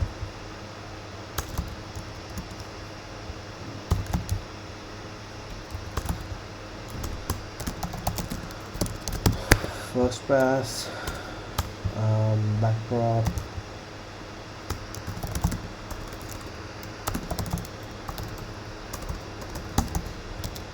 and then second pass. Basically do the same thing, but I should probably find. Oh wait, I can actually just get the tokens from this thing, right? So I can do from RASP dot manual import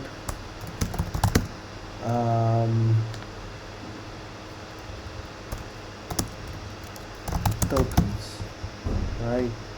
When I'm just forward testing this thing, I can just do tokens this thing and then see what's up.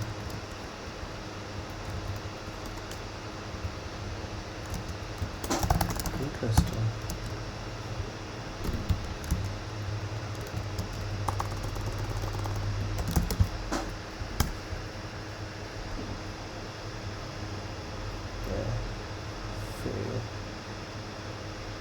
Hashable type list. Okay. Tokens is equal to 9. Out is equal to thread is equal to tokens x for x in logis.argmax equals to prediction here, and then see what it says.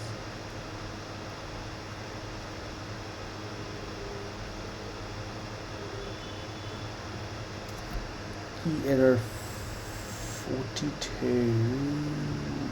Oh fuck.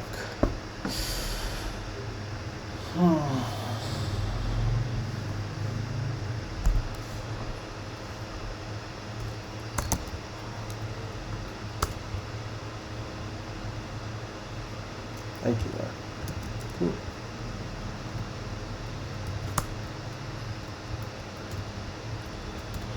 Oh, P is actually IQR. Interesting, right? Fucking A, mate. Fucking A.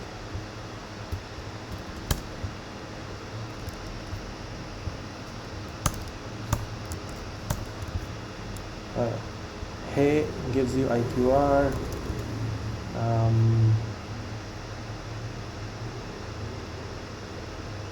Loss gives you this thing. PME, you can again get this particular value, whatever this says, and it should still be this thing only, right? And this doesn't change.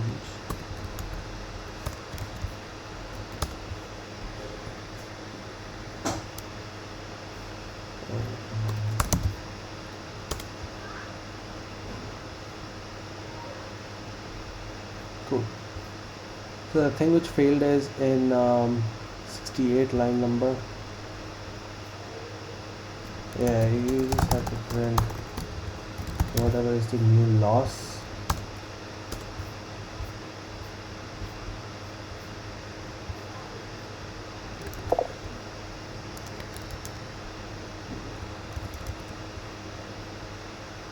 And 68, simply print whatever is the new loss. Right, and you can really just do this thing all over again.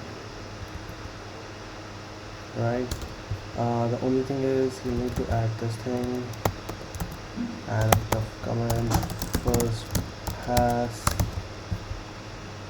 backdrop, and then I get whatever predictions the second time, and also the loss.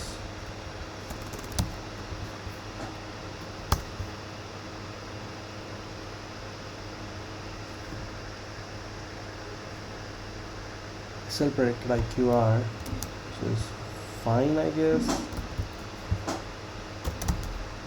Yeah, I mean, it did predict the same shit last time, so yeah. But the loss does decrease, so that's a good sign.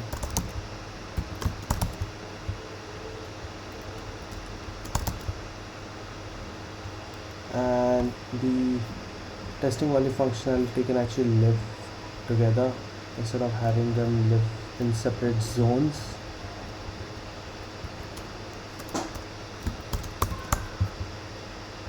Yeah. You might. Fuck you, mate. Fuck you, mate. Alright.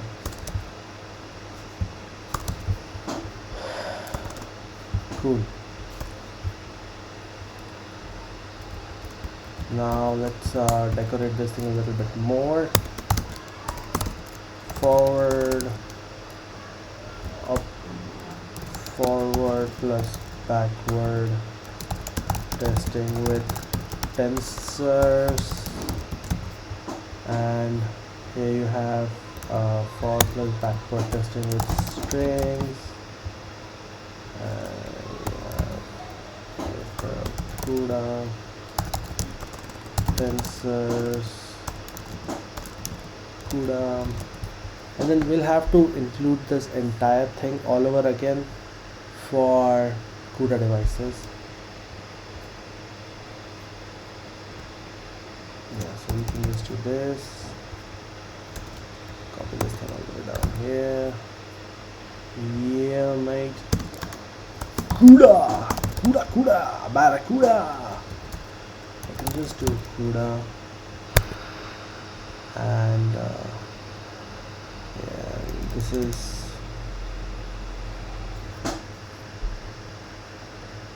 again, I'm not exactly sure if this thing will run or not, but let's see now. Just CUDA, CUDA, CUDA, CUDA, CUDA, CUDA. Okay. Yeah, this is a worthy update.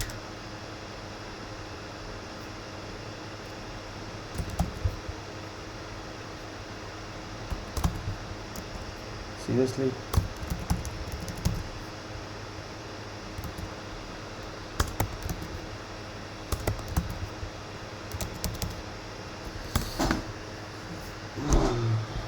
Cool. Cool.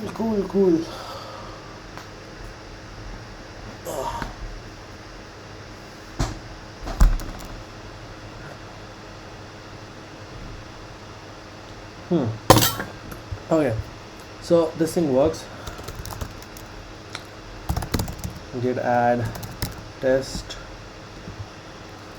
/ transformer test, git add RASP / transformer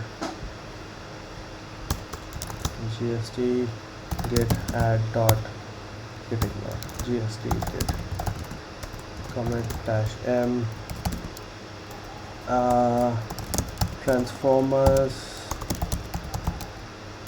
Now take strings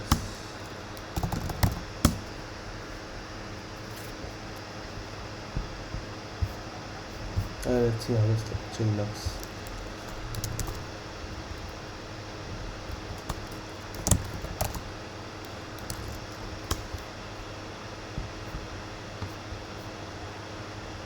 Cool. See, this actually looks like we're actually doing some development. I mean, you have like proper test cases and all that shit, and I fucking hate these, but yeah, I mean, it's a good thing to have, right? Yeah. Manual tests, they work. There's no more need to change them. You have the RASP may you have the transformer. Oh, you upload the model as well, right? And the cool thing is that this thing can like take in strings with itself. Maybe we should add functionality which says targets if the inputs and the targets, if the input was as a string, um, then we should also return this thing as a string. Yeah, let's add that piece, and then we no longer would need these assertions. Sorry, not assertions, I mean this particular line. We can just drop that as well. We can say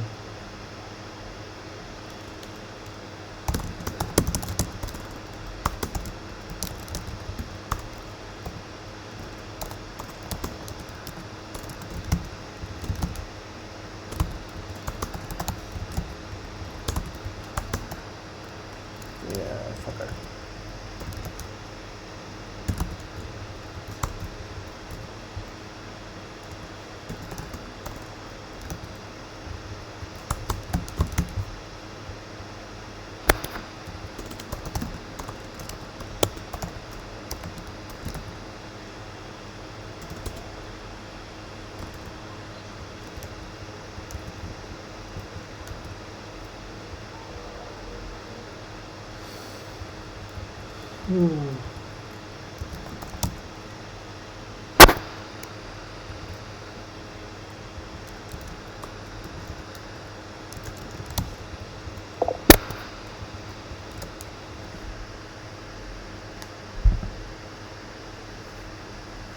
No, you know what? Let's not build all these things right now. We should focus on building the next thing. Alright. We have to now test the core, which is yeah, I mean we have to start testing the loss key identity.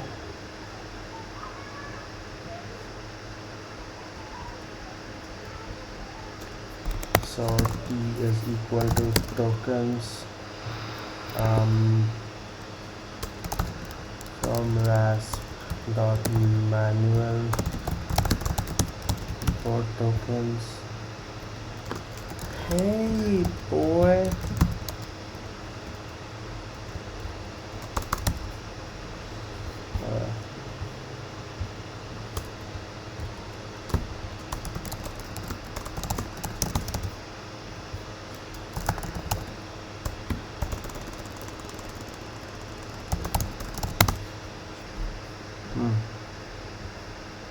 Right, so it returns a 111111 thing.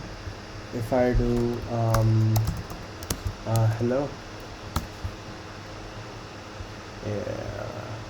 yeah mate, this is what we need. This should this be called the loss function, loss file, or the target file?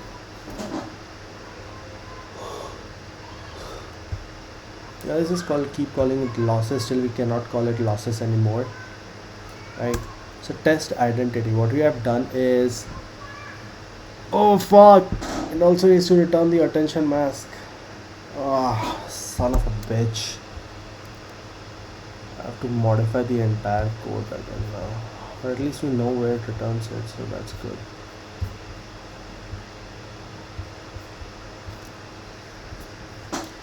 The attention output weights,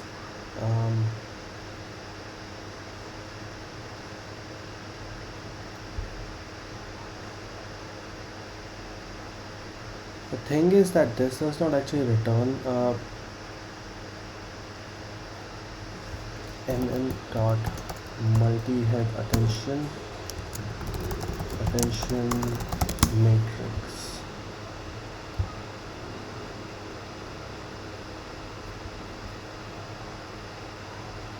So these are the outputs of different kinds of multi-head attentions.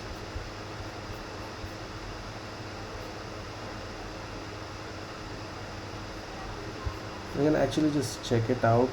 It's not that difficult. Import torch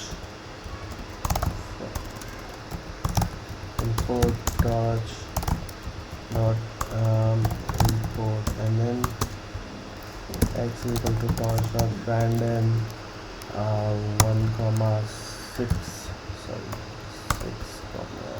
1,18 lne n is equal to torch dot multi-head sorry multi-head attention. This is 18, this is 2. What else? Yeah, that's fine. And I can get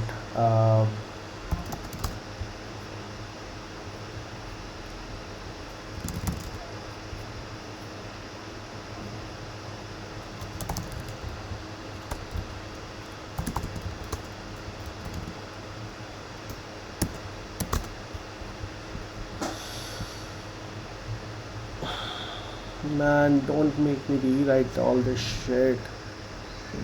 Please don't make me rewrite all this shit. Oh. Attention output, wait. What if I have 2 heads?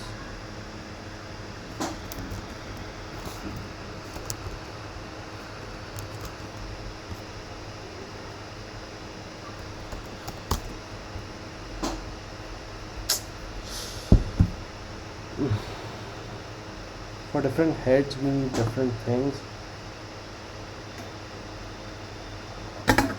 so we cannot simplify it by simply using the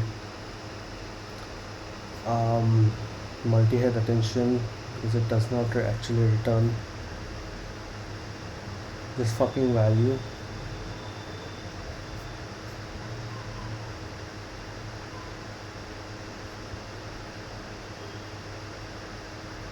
We can, however, just copy this entire thing, right? I mean, simply modify. Oh, why the fuck would he modify it? Let's copy shit from MinGPT again.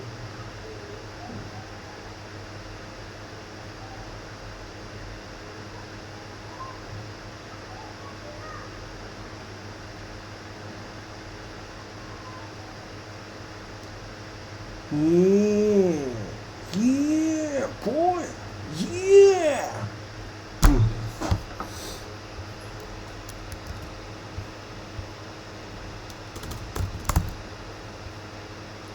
That we can basically remove is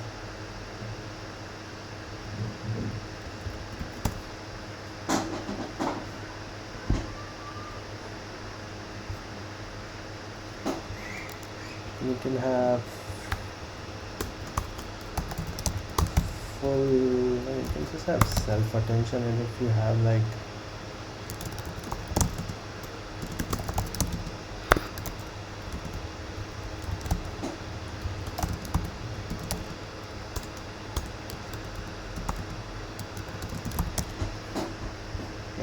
and just do this thing.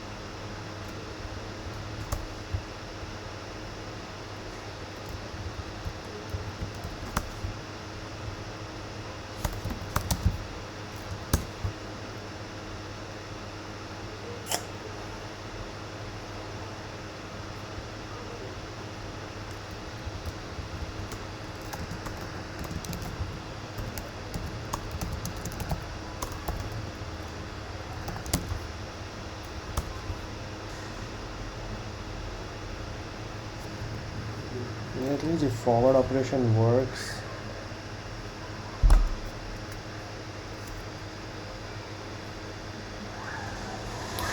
And I can also just return the ATT.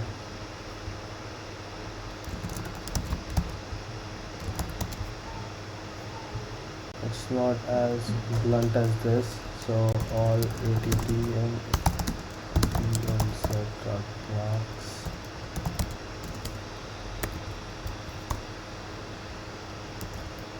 Or ATT and append ATT.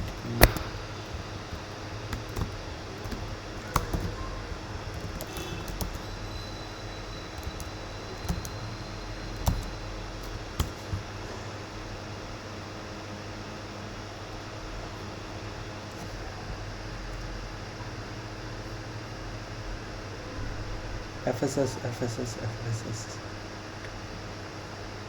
Test backward fails, test forward fails, and with test forward with loss fails. So if I just do this thing, I hope it works. Man, such a bad thing to keep modifying your tests in order to fit certain objectives. I mean, just sounds shitty. I don't like it.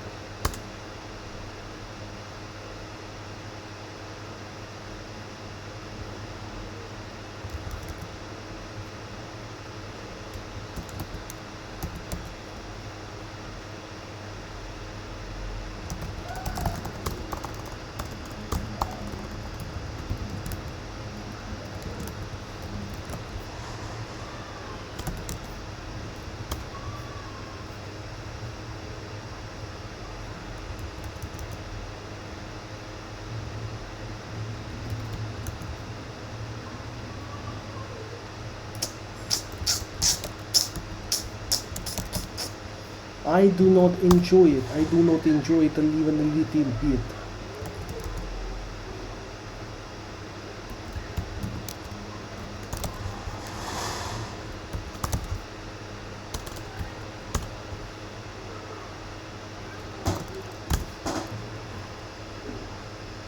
Okay, so backward string, all these things work.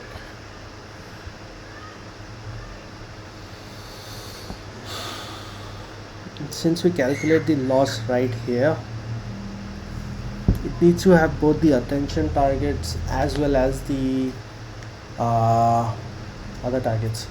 You know what? Let's take a 5-minute break, and yeah, then we'll start. How the fuck do I turn this thing off?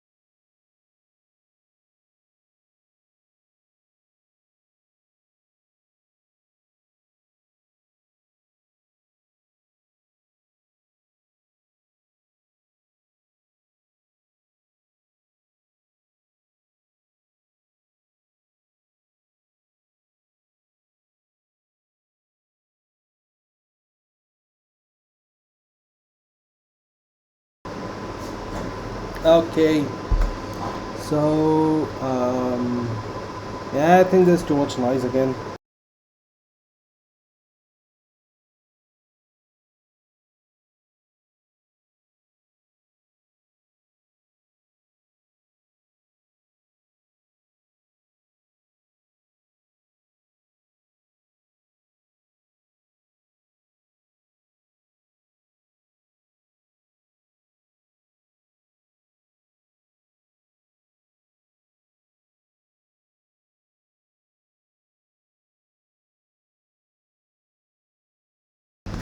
Okay,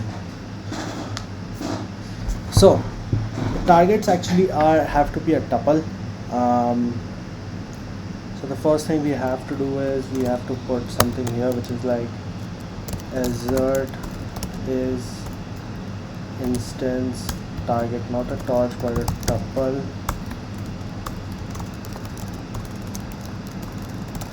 Target needs to have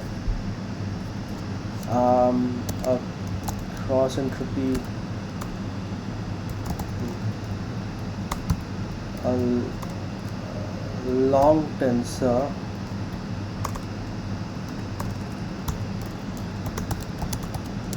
and a list slash tuple of attention ms attention for ms. Okay.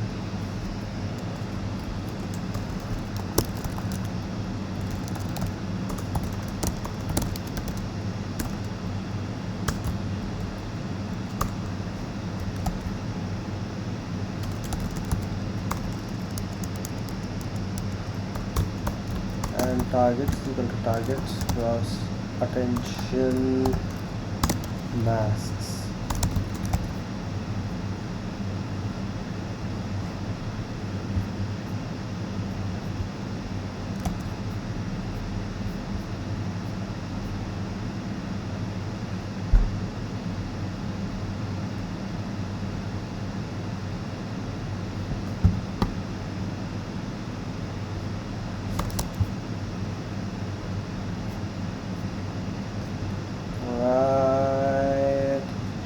And then again you have this thing,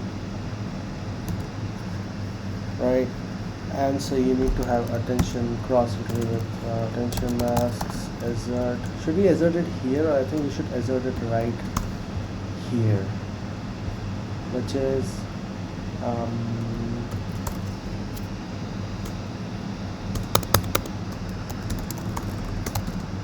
targets for cross entropy, and then you have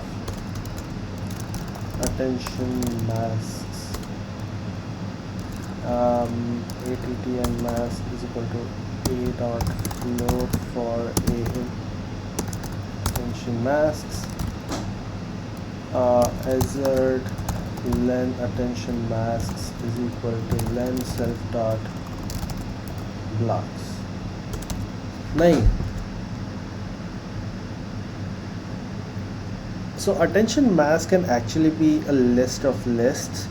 So we need to go into the each block and then determine the number of heads in each attention thingy, and then we need to like match all these values to each other. Okay. So first is assert attention mask. Should probably like define it right here.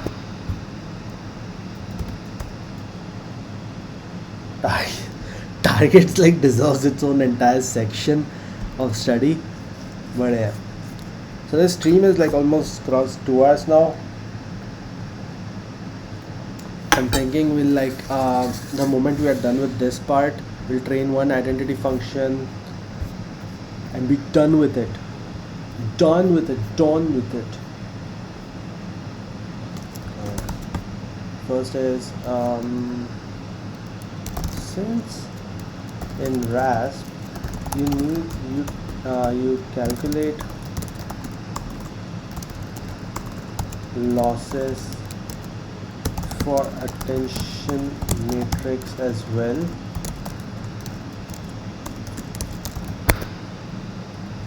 This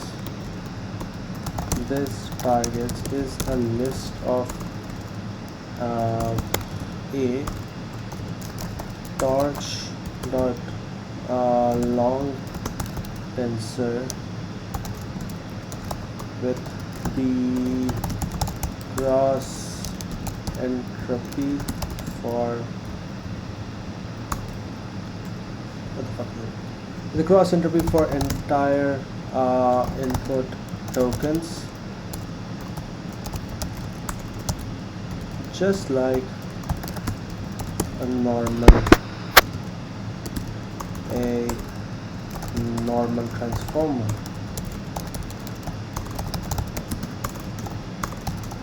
Which can be, you know, like GPT/Word or whatever. And the second thing is it needs to have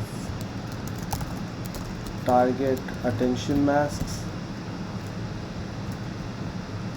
This has the attention. This has the attention masks for. This is the target matrices for attention. For all the attentions in the network.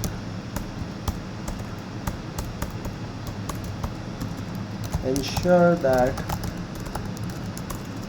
the number of heads and values are common.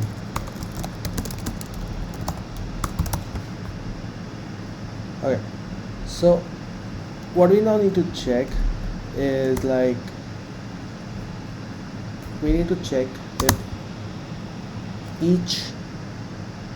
the number of layers can be greater than, can be anything, right? So the first thing we need to check is this thing. Number of attentions is not equal, should be same as number of blocks. Then for AN, ATT and masks, assert, I can just do here, right? Assert it is instance ATTN mask 0 a tuple. Yeah, a tuple list either works.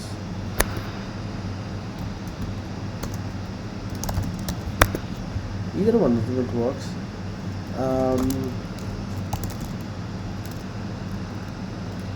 Each subsequence in the attention should be a tuple of length same as number of, should be a tuple basically. Then we can do for A in attention masks, assert length A, and I can just do like zip self dot blocks as well. I can just do B comma A, assert length A is equal to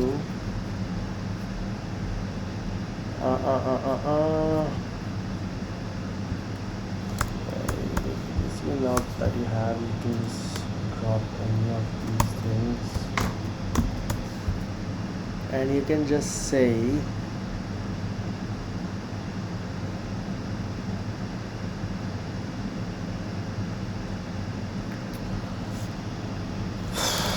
self dot and head is equal to config and head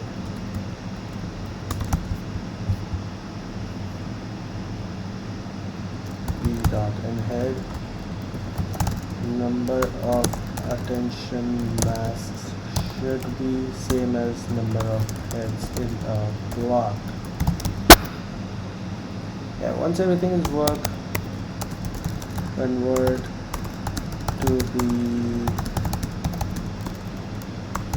final value and boom, off you go. Here's the final tuple. So this is a lot of mehnat that we have just done to actually simplify the entire training process. There's a lot of assertions. I don't really like having a lot of suggestions, but yeah, this is what I have to do.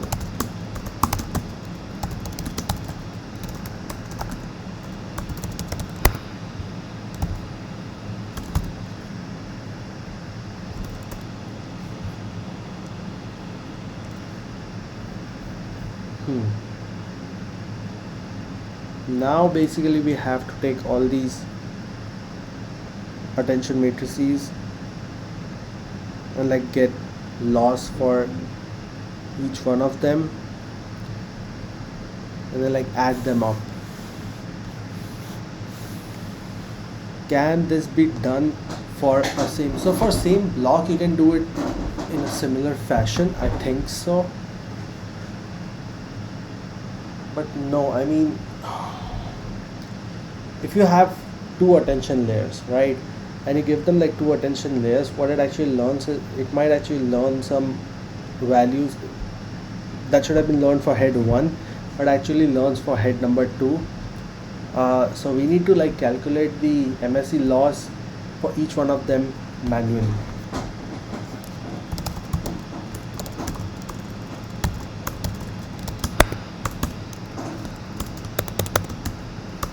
Yeah, so you have to do MSE loss for each head manually.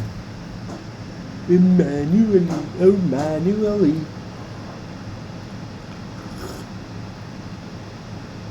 In fact, later on you can have like a bunch of values.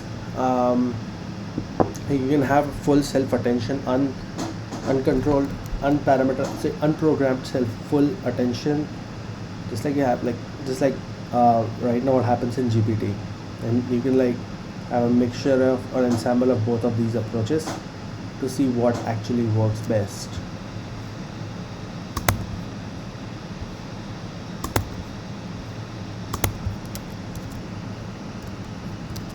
Man, I really thought this would be much easier than how hard this actually is. For A in ATTN masks, T comma A comma TN zip all ATTN.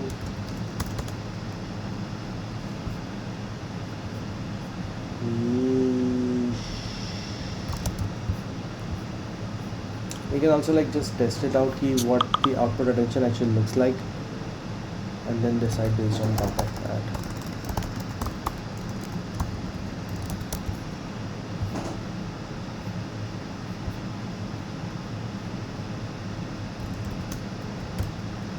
From RASP.transformer import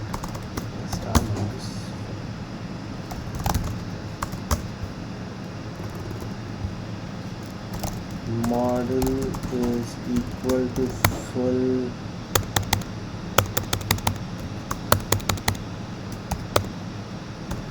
seriously?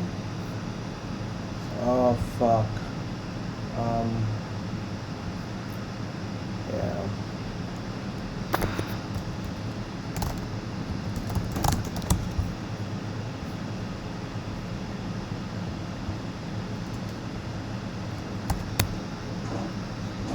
They should work, right? Full transformer, tiny config,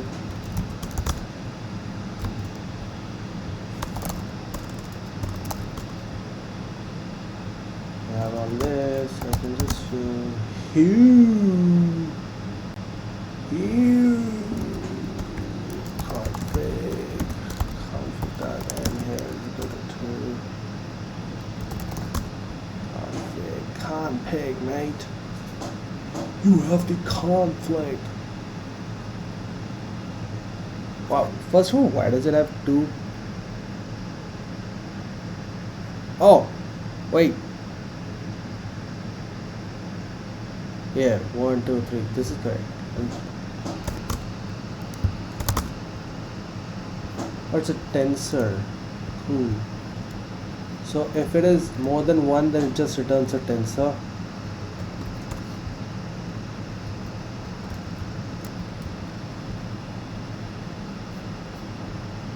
Okay, let's just build for n head is equal to 1 for now, because it's much simpler.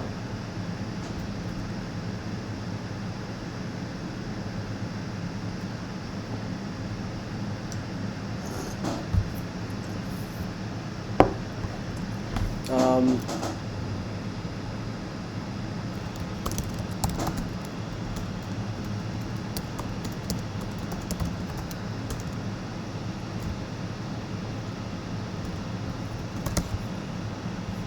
I can actually it's not that difficult. I mean, if you just want to test it out, you just do torch dot tensor,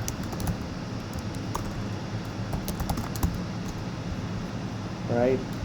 And simultaneously we can have like man dot select. I mean, one thing would be casual attention. So casual attention is actually pretty easy. Man dot indices, t is equal to tokens hey, and yeah, let's see, you can get this. You can have I plus 1 less than, cool. So you have ATTN 1, and then you can have like ATTN 2,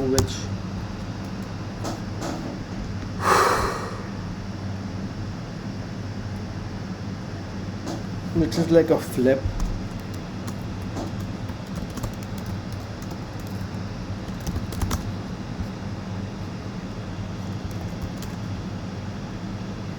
Perfect. So you can have these two attentions, and you can like actually just concatenate them, and let's see what happens. Torch dot cat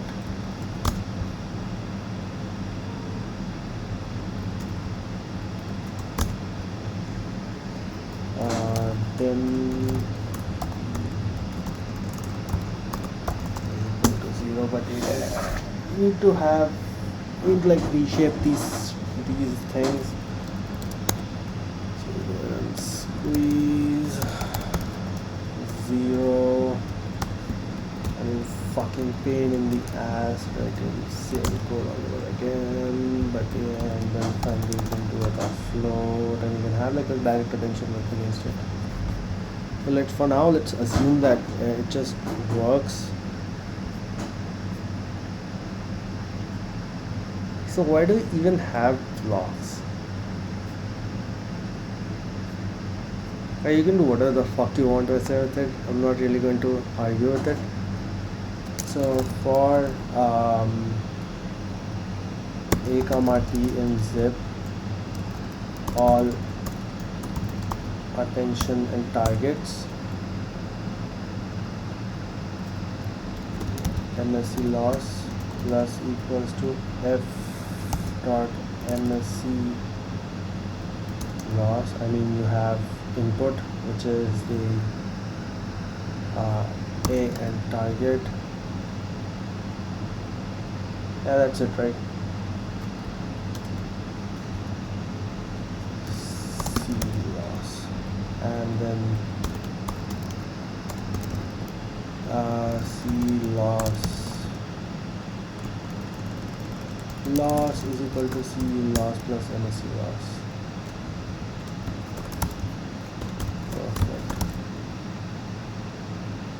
Perfect.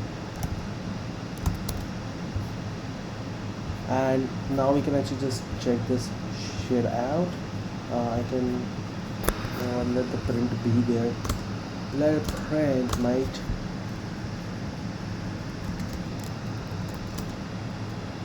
Target seems to be this stuff. Okay, so this thing has worked.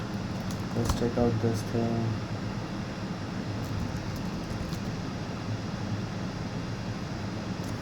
Number of attention should be same as the number of this thing. Cool.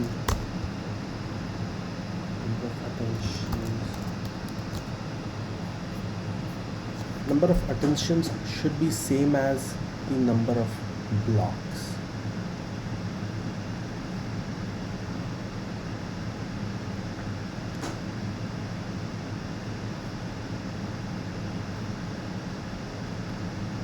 Len ETTL mask is equal to len self.blocks. First of all, what the fuck is self.blocks? I mean, this is clearly true.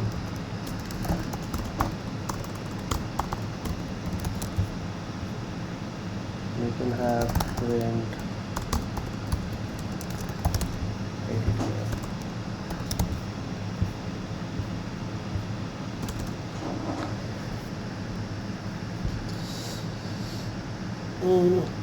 One.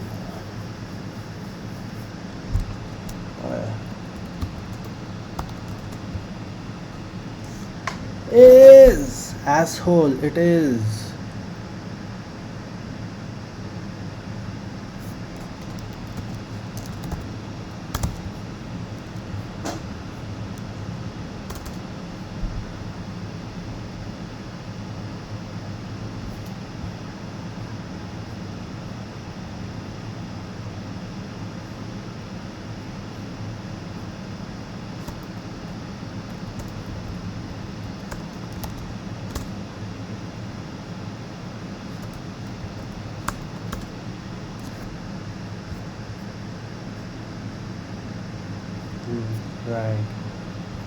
Right, motherfuckers.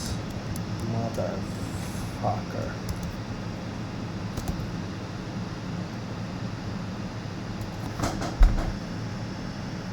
These two are not the same dim.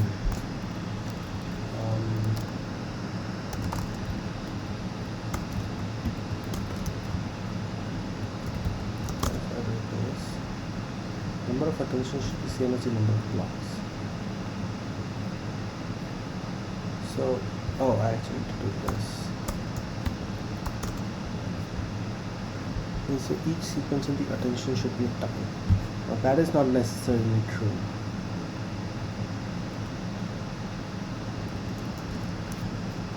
If is instance ATTL masks 0 dot tensor assert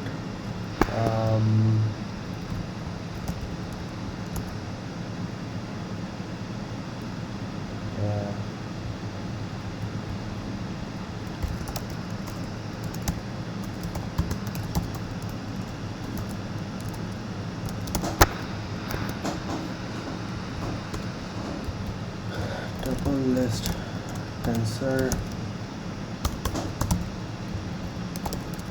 shape 0 is equal to self dot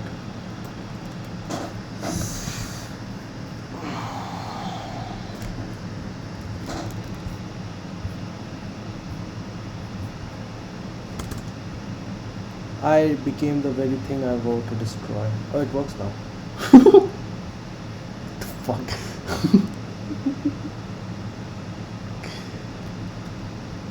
Alright, cool. This thing works now. Okay. Okay. It's here. Now I can just do like print MSC loss and that's it.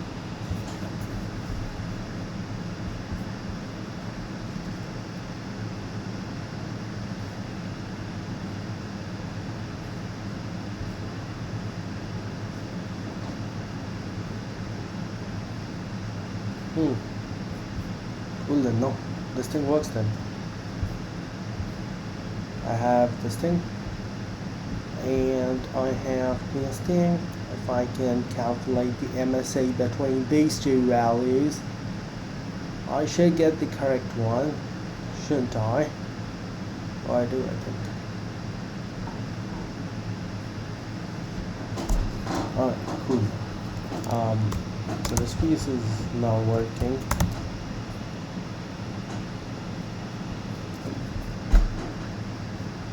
Imagine if I could give targets as a string itself, right? So tail लेने गया ROM. Yeah. It's clearly working. I mean, this would fail. Here, EWQ.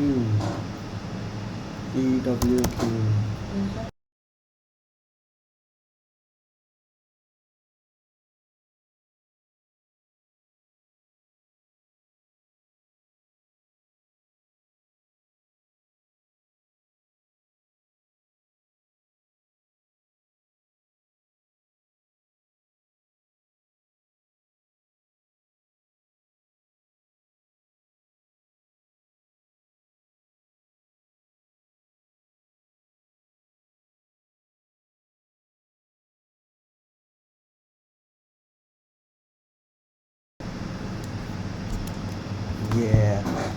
Okay. So if I have a token sequence like Yash Bonde, and I could just give it D,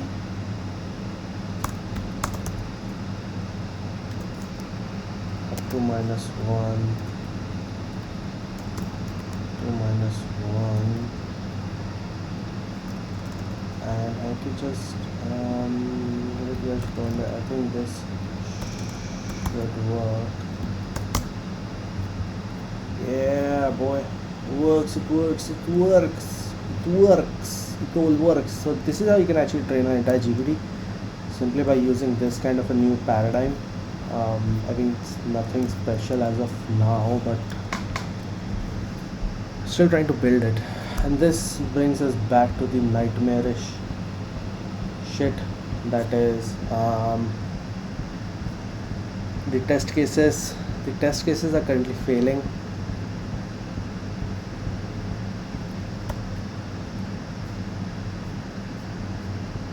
So we need to like modify all the test cases to actually fit our work in this case.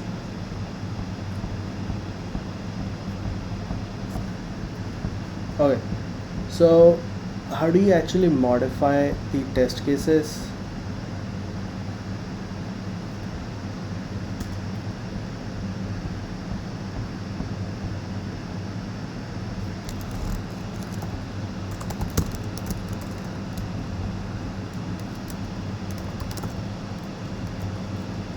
Tosh.random 1 comma 1 नहीं 2 comma 5 comma 5, right? And this thing is now, let's see if this actually works. Is test forward with loss, fail.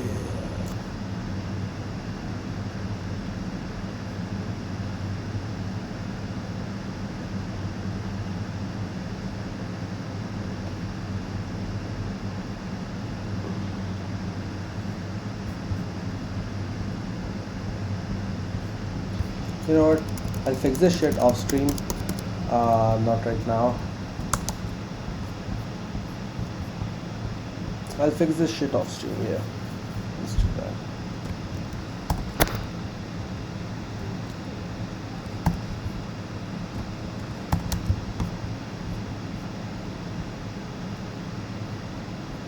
And these values would have to be changed. Yeah. Okay, let's see what's up with our number box, for instance. I mean,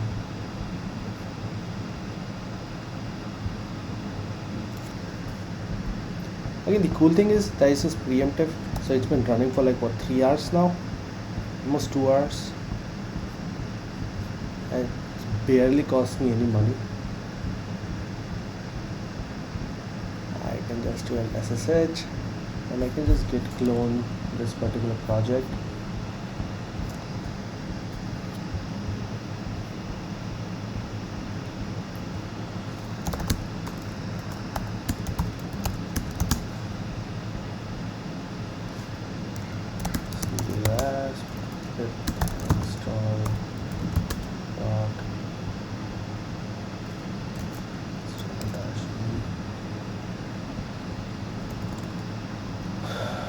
dash -r.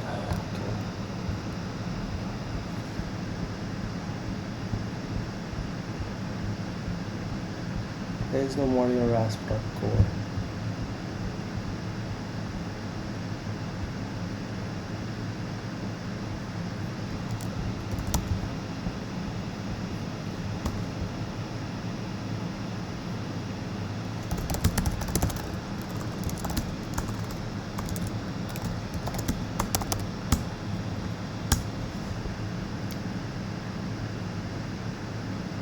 Yeah, so installing it would take a little bit of time because every time you initialize the instance, the cool thing is that you can have like a bunch of different things, like software and the data sits at software, and your data sits like a separate thing, so your data can like then be called on any possible machine configuration that is available here. Python 3-m unit test is available. Cool. Test / transformer test -v cat ls test.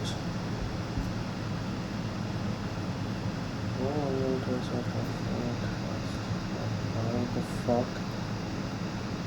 The fuck?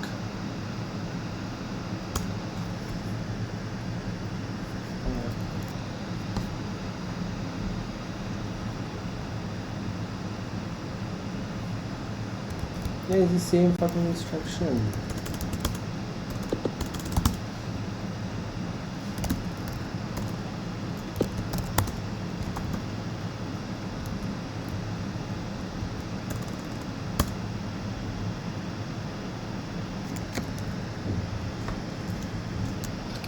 What the fuck are you saying? CUDA not found. Python 3 import torch. Torch.cuda.is available.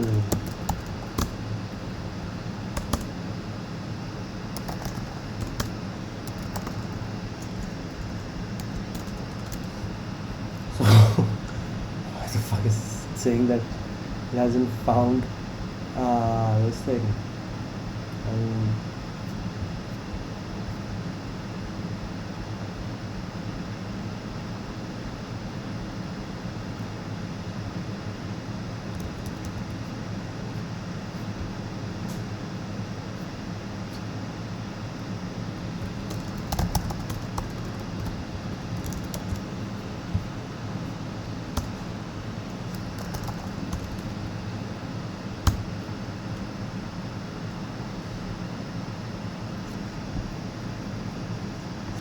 Okay, so clearly conditional testing doesn't actually work.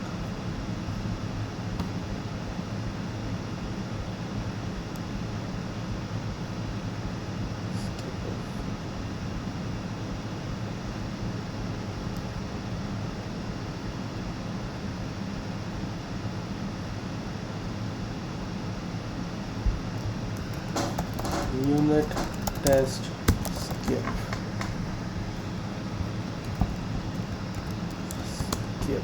Skipping. Skip unless. Skip if the decorated condition is true. Skip the decorated unless condition is true. Skip unless over here. Let's try with skip unless.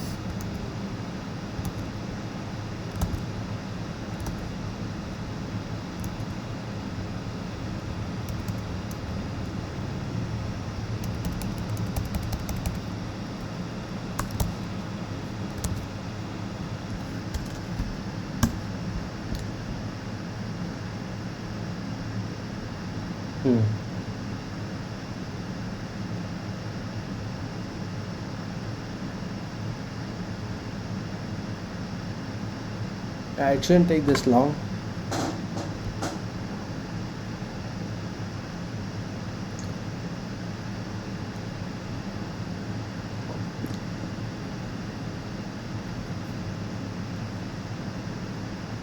Ah,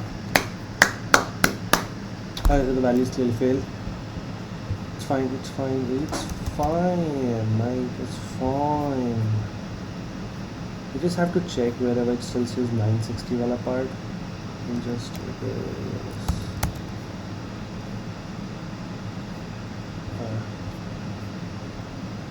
960 wala part. Cool.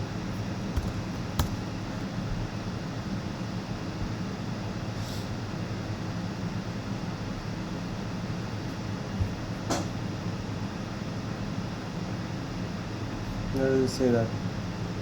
137.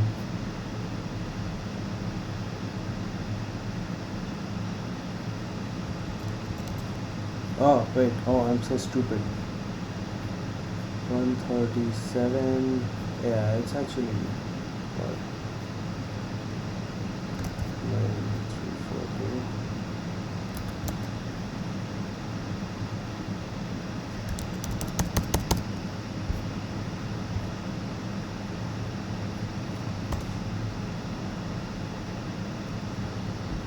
Good, at least we know that the tests actually work on CUDA. Let's test out the skip unless in our machine once.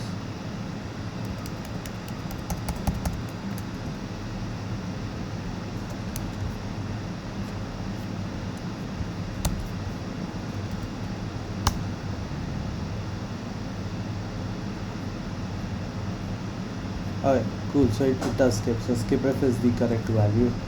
And other than that, I'll fix these things off stream. Fix the test because it's the boarding part. Alright. What we can is we can move on to the next part, which is testing the identity and all that.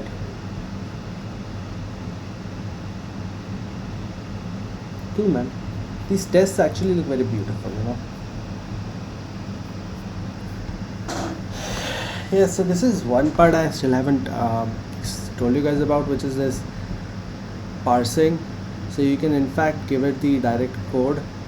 The end goal is that you can give it a direct code that is 100% compatible with Torch. It's like INOPS, but something more powerful. Okay, and so what's the end goal? The end goal is something like this, where if you have once you have trained a network that is very good at identifying itself, for example, whether it is through a bunch of different embeddings or it is through continuous distribution. Like what I mean is like it can be a discrete thing or a continuous thing, but if it has become very good at identifying itself, then you can simply plug that model here from a very large code base that like it will download and a hash and cache all those things completely on its own. But then that would in a way free up, you can like just freeze those complete layers, right? So once you have actually broken down it has to it has to perform an identity with itself, then it has to flip these values, and then if I tell it that find all the odd numbers or so on and so forth, if you can actually break that problem down into a few primitives, the primitives can then be directly loaded on the fly, just like you have Hugging Face models, but like each and individual tiny block can now be downloaded. And when you're training, as you go ahead, as you train more and more complicated networks, it would just automatically process where's my OBS? Oh, my OBS is gone. Okay, here it is. Cool. So yeah, I mean, you just have to train very little parts. As if you can break your problem into little primitives, then all you have to do is you just have to train those new primitives or new functions that are not yet available, and upload them or cache them or do whatever with it.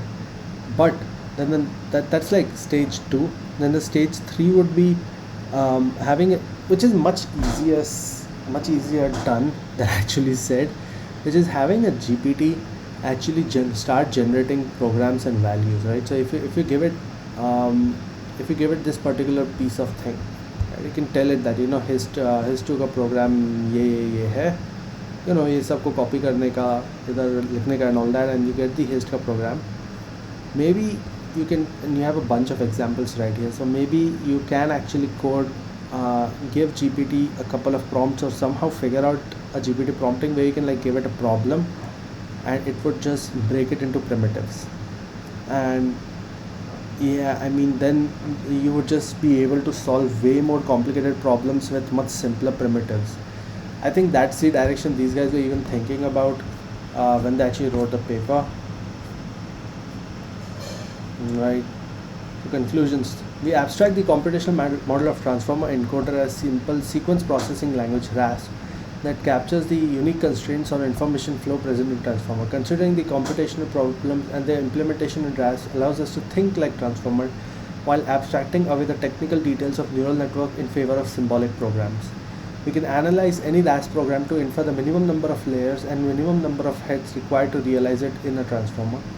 We show that several examples of program written in RASP language showing how operations can be implemented by a transformer, and train several transformers on these tasks, finding that RASP helps predict the number of transform heads, blah blah blah blah blah. Additionally, we can use RASP to shed light on empirical observation over transform variants and can find concrete limitations for some efficient transformers. This in a way does sit at odds with the current approach that the transformers are taking, which is of this automated sparse attention thing. Because the moment you have sparse attention, I mean, you have automatically defined, right, what kind of control flow can happen. And so this does not RASP does not work with sparse attention, as far as I understood, right?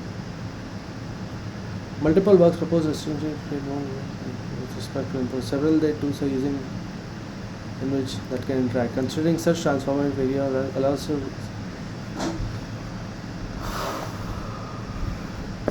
Yeah. In particular, these variants of transformers all impose restriction on selectors, permanently forcing some of the n-square index pairs in every selector to false. But does this necessarily weaken the transformers? Good point. Obviously, I was wrong. In a way, maybe it does improve it, I guess.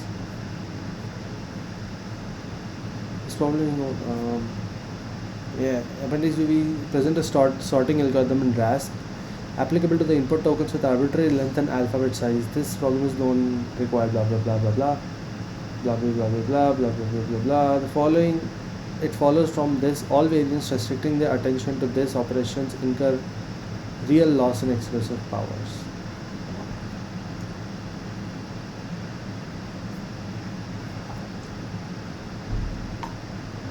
Yeah, I mean, the thing is that there is a huge advantage of having symbolic methods to interact with the program. I mean, the main problem with GPT right as of now is that we don't really know why it works, and we don't really know how it works, right? I mean, it's the perfect odd situation where you have like the machine AI, the autoregressive GPT community going like, you don't really need all these AI algorithms, symbolic programming. Just if you give it a smart enough prompt, it would understand it. But then, the other way to look at it is if you don't have the symbolic representations, then you cannot guarantee program, right? Does it actually perform what it has to perform? So this is the parsing wala part, which is in stage 1. Then stage 2 is I forgot. Maybe if I forgot, was that really that important? I don't think so. Alright, so at the core you have the identity problem, and with the model you also need to have a function that is able to calculate the identity. So we need to define the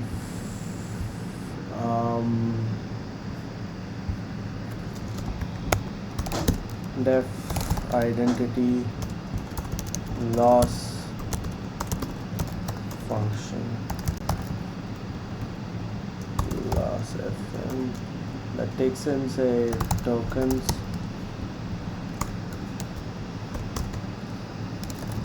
and Yeah, so for identity you only need one head and it needs to attend to itself and nothing else. So you can just have, I think I did write it somewhere. I think I removed it.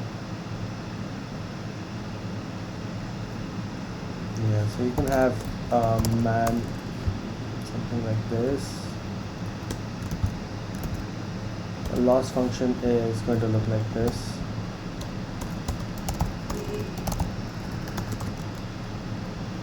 Man dot select indices tokens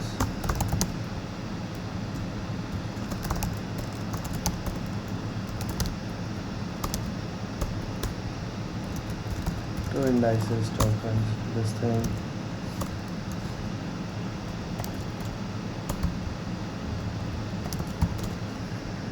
Perfect. So the function actually looks like this.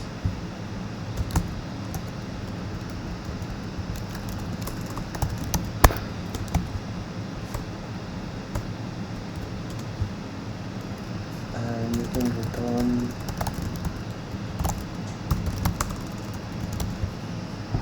model and identity loss function.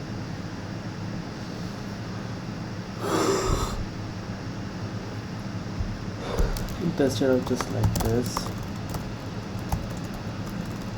If name is equal to name, then identity was its identity. You can have model and fn as this. Print model dot num parameters, print fn hello, and I can just see the RASP Python 3 core.py.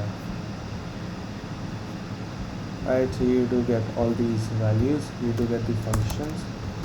Model is also assigned. So if I do hey,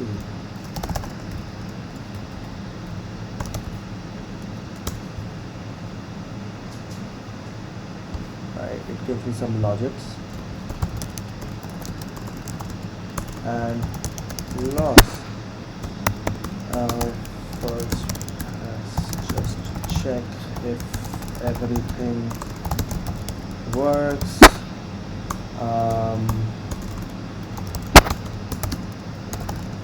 Second, pass with loss.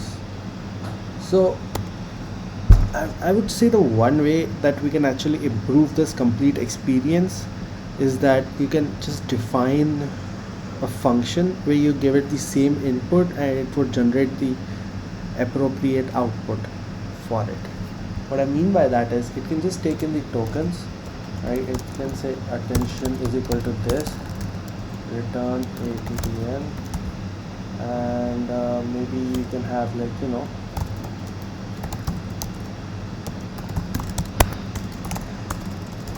model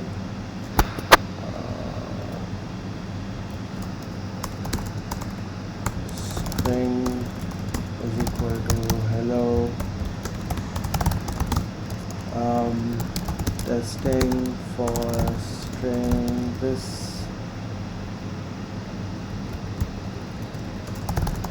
print logics dot shape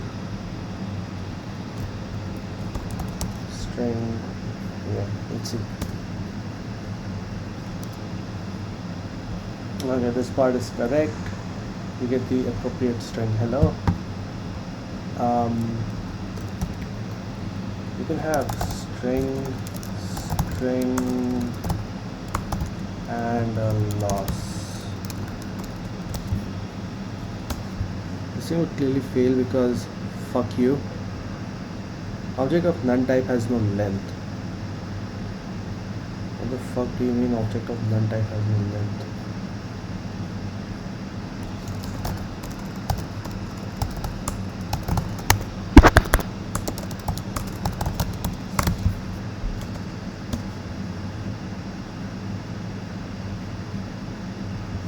So it clearly is an object.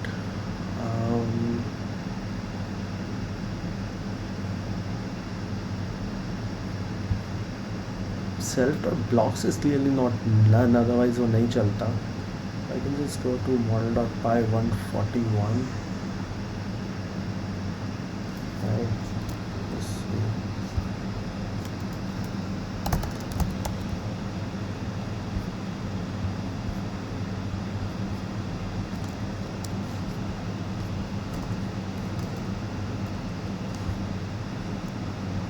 Oh fuck.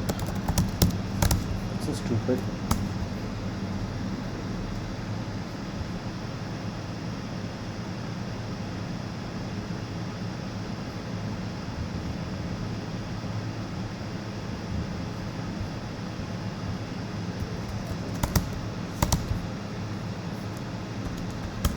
See, this is where tests help.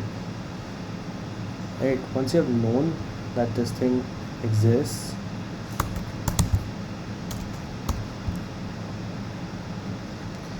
number of attention mass should be same as the number of heads in the block. Okay. So I can just check this thing here.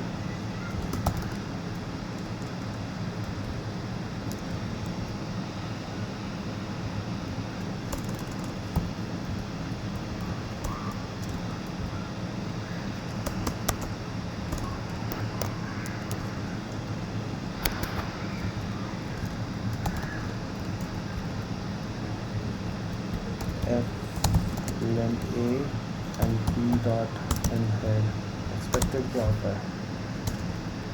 It's going to. Alright. Got 5 and 1. If I do this, it's incorrect, right?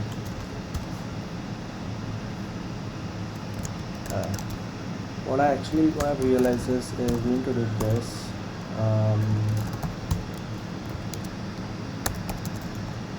Unsqueeze 0.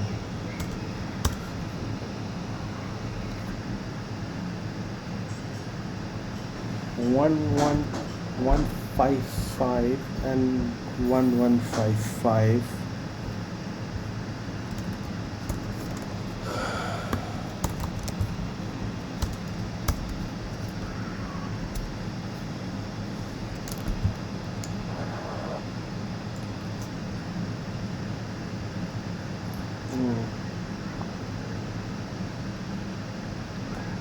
This thing needs to be much better, man.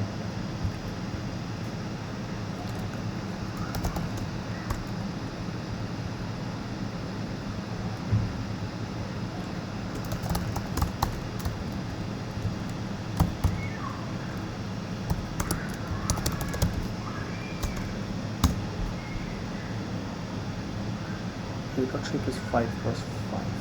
Okay.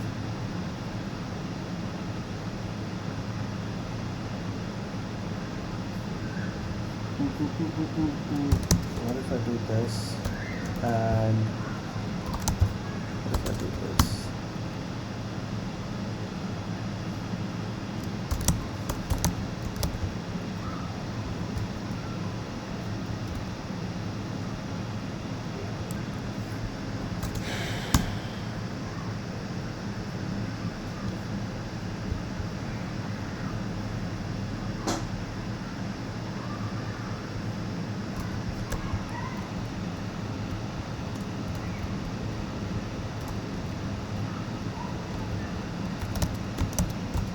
The worst checks are the checks that are removed.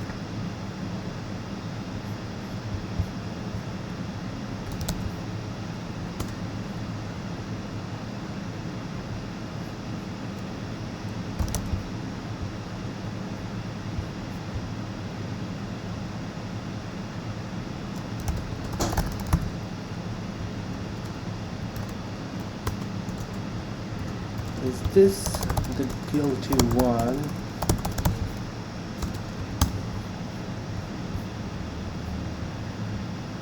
List object has no show. You know, fuck you. No, I'm just kidding. I'm just kidding, mate. I'm just kidding. You do not need to worry about any of this. Yeah, you don't need to unsqueeze the shit out of anything, mate. But you do need to pad these values, so yeah.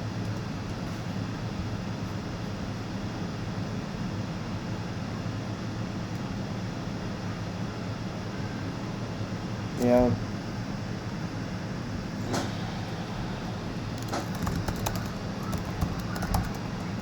File T A dot shape 0111. No, it's nothing.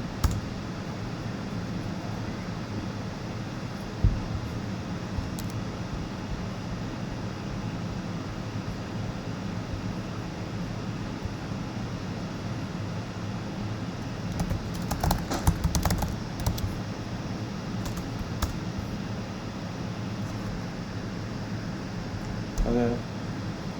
The shape of attention is actually 5 plus 5, and then what you do is you actually convert it to a list. Let me center this thing. The list needs to have 2 tokens, b a dot shape. Perfect. So this is supposed to fail, and then you can have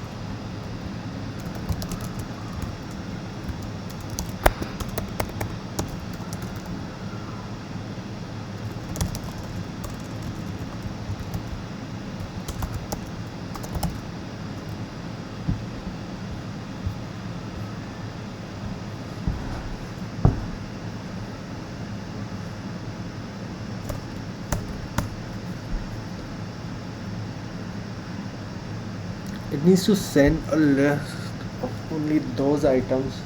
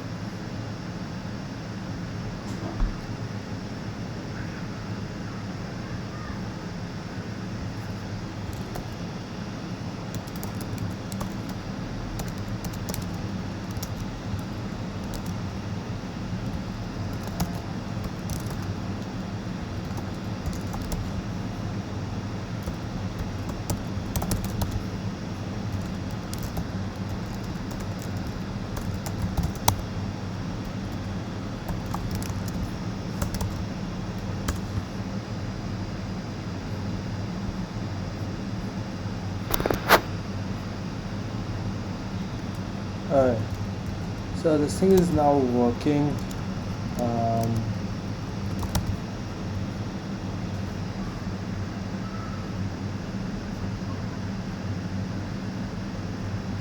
Yeah, I'm going to like P is equal to torch tile it for all the batches. Tile T A dot shape 0 1 1 1 and boom, there you go. Perfect. So number of batches, total number of heads, this thing. Okay. So let's just try for convenience, let's just try for 4.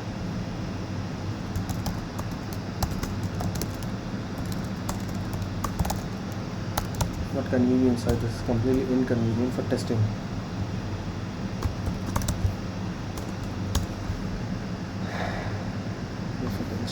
Motherfucker.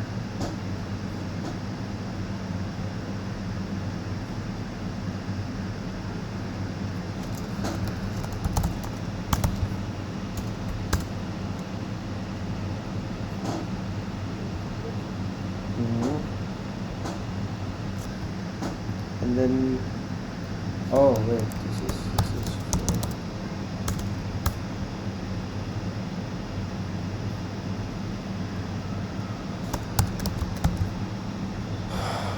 I'm at 3. Perfecto. So this thing works. We have a proof of it. It's working. Logics, common loss is equal to this. Print loss.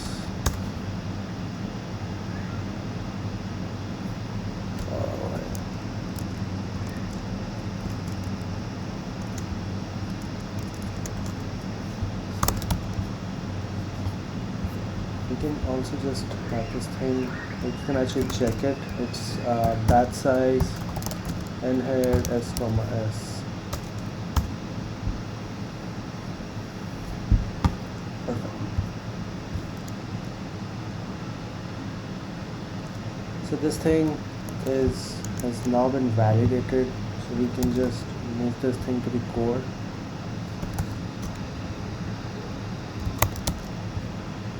From RASP dot import, from RASP dot core import star. So identity gets handled from there. You don't need to do anything then.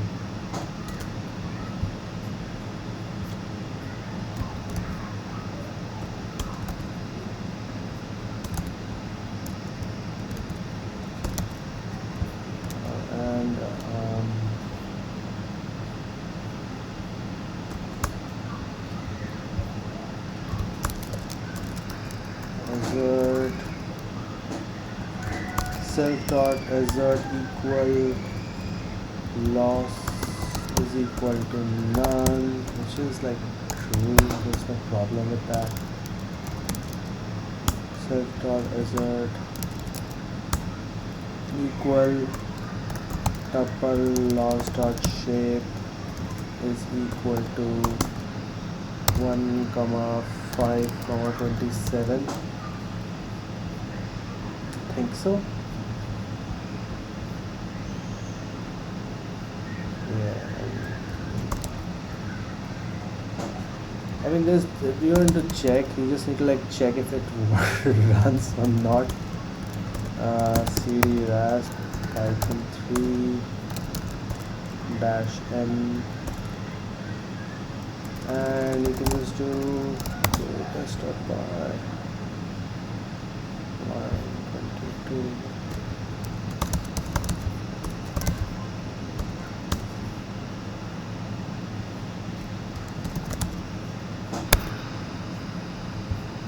Perfect. Now we need to write a little bit of documentation for how this thing actually works.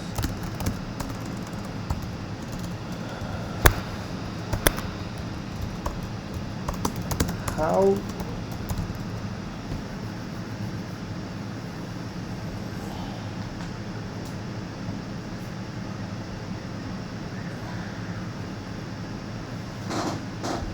then we're going to have a bunch of other arch squares. Seriously, that's what I called it. Should have been arch squares.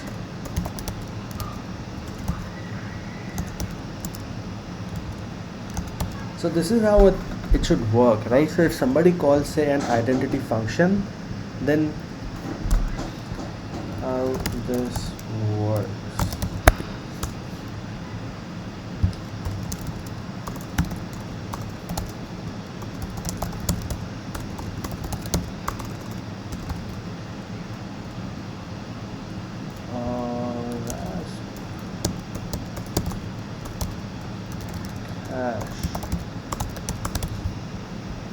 Right.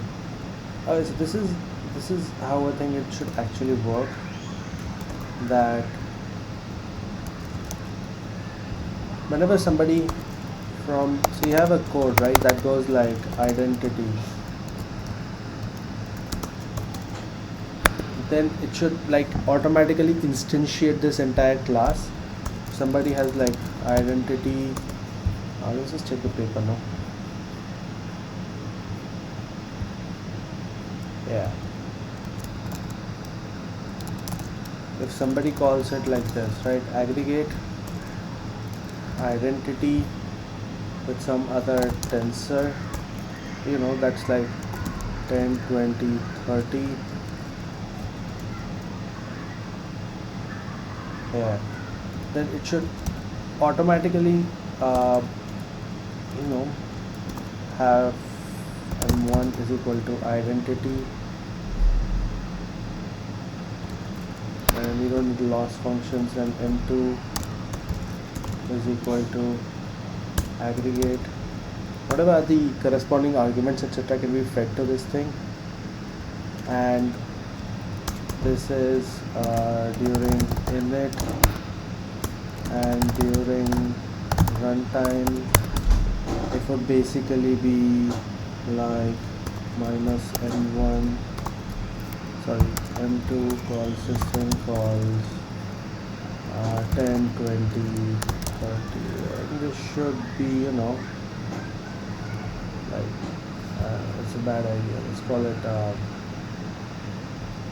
it's called 10, 20, 30 like this, 8, 12, 16. So the output, what is wrong with me? How is it 8, 12, 16, 9, 12, I don't know, 15? Then the output will be 3, 4, and 5. So it also needs to have like the cache location from where to load.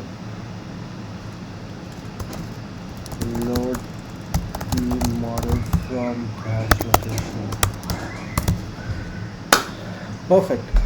So, yeah, let's just code test model loss. I don't really think we need the loss the entire thing anymore. I mean, what's even the point of it? You can just define whatever loss functions are right here.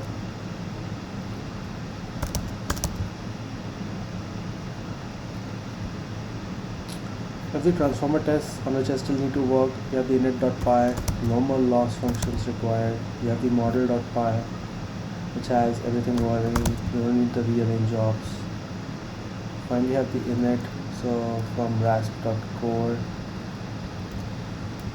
I used to import rasp.core, import rasp.transformer, and manual. You have the parser that is still not ready. So we'll drop it for now. Yeah, and this is just my thing. The parser is still not ready. Code test, manual test. Just need to check if it works. You can have like a bunch of different options. We'd continue doing the same way. We would simply check if it works or not.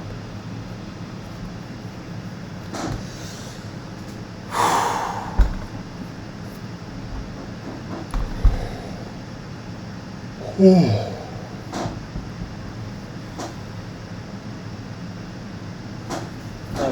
let's do this. This is X, so test forward works fine. Target is equal to target torch dot random 6,6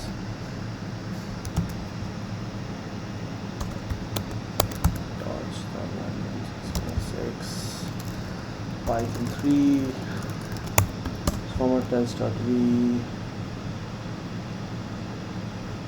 fail test backward fails, false is not true. This false is not true, no, at least the model is working.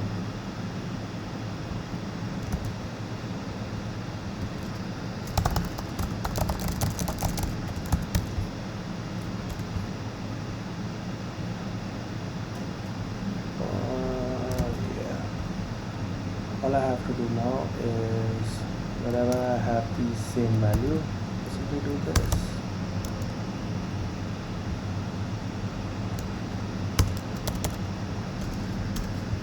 Let's see. And test backward fails because it requires calculating the other thingy.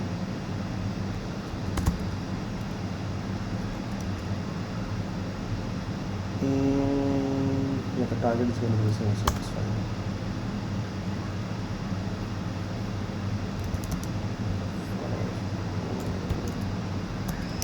Oh, the loss actually increased, are you kidding me?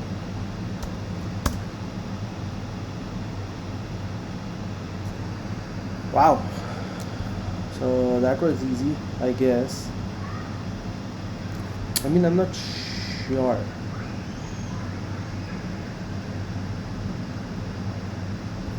Why doesn't this fail?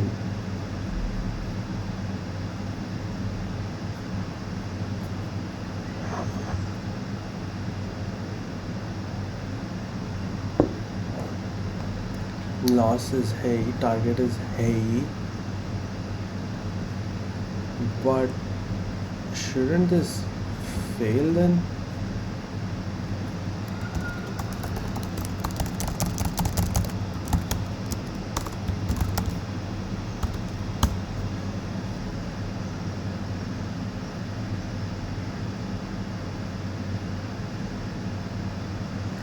Oh fuck.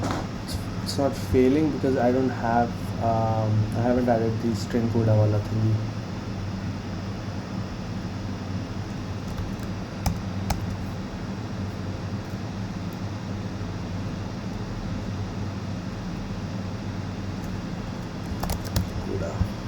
Now it's going to throw errors. Exactly, my boy. Now you got hold of it. So you define the target tensor like this. We're testing it forward. So yeah, you can just get away with 3 cross 3 here. Similarly, you can get away with 3 cross 3 here. You do need to print the loss because that's going to be a bitch. And we also need to print the P.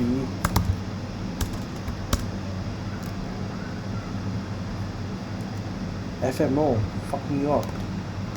Fuck me up.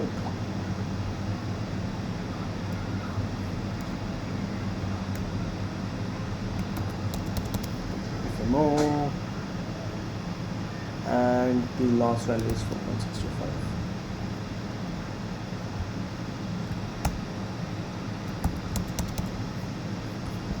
And so test forward with string, this thing is okay. I just need to put it down here again, and I should save this thing. Oh, that's why it wasn't actually working. Why it's actually working, like in a way. So I don't need to have things here.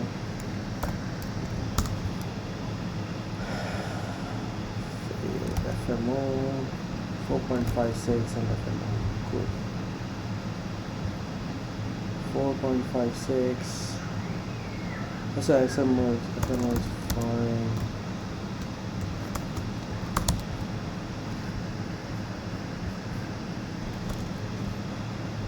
And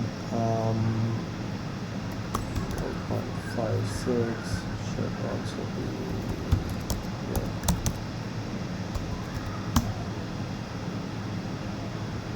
Alright, GST, git add, test, in test we can add all of it, git add, RASP, just git commit, transformers, now return loss for attention masks plus tests.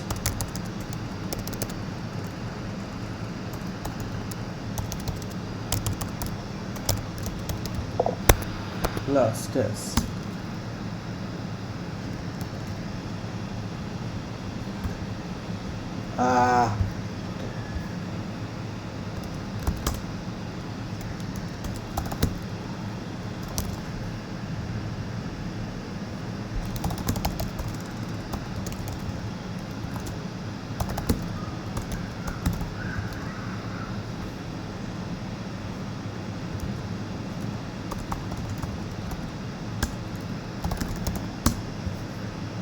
And we'll just do a git pull right here and then just test it out if everything is working on the CUDA as well or not. Conda activate CUDA 101 cd rasp git stash git pull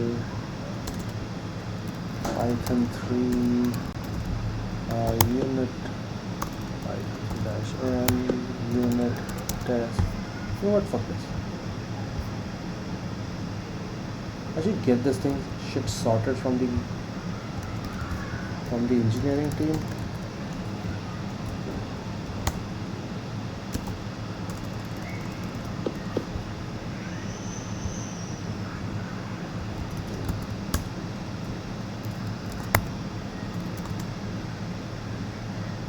Import module name.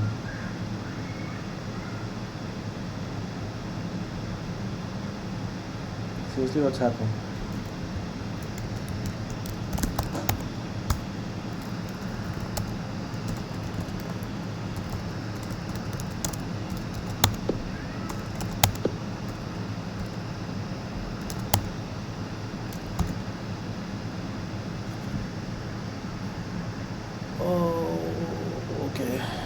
Values have clearly failed. So the things that have failed are 127 wala thingy. I can just check. Does it exist here? So I'm not really sure why it exists here.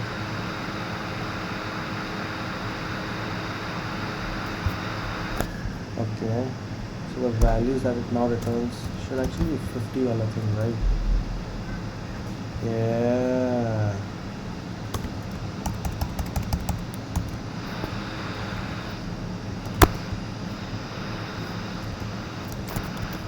So this should sort of opens up the terminal.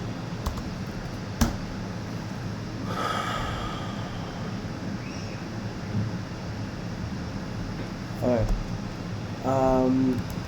9432, that actually makes sense. So 139.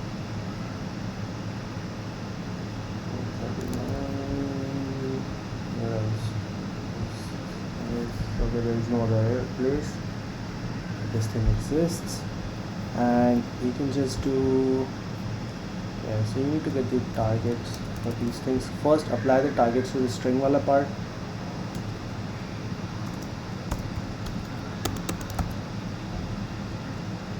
Yeah.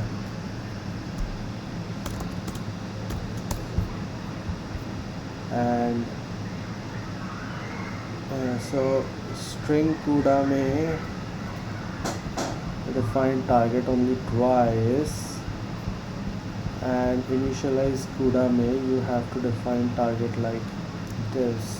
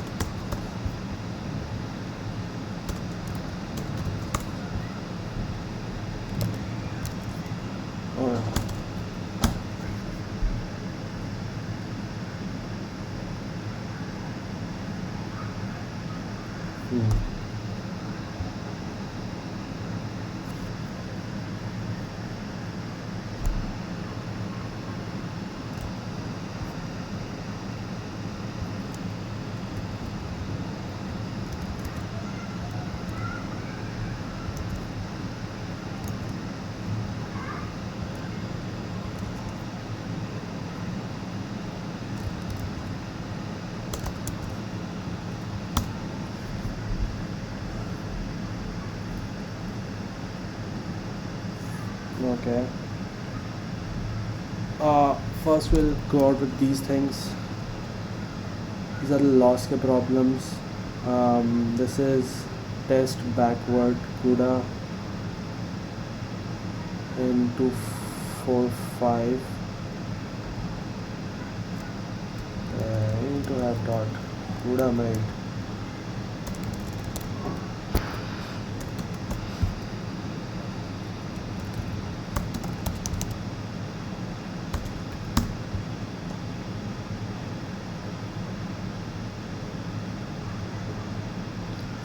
Alright, then it's in 228. Ah, fuck.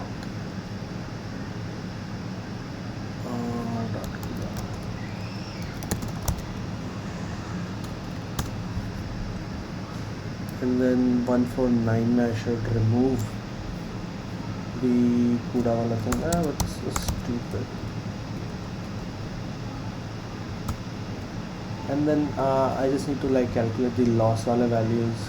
I'm pretty sure that these values don't actually exist anymore, so I can just check from test backward CUDA. So it's 4.625.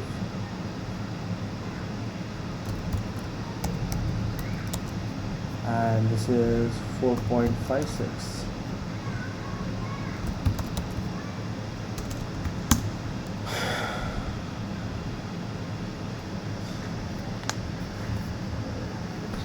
Are you kidding me? Seriously? 192. 192.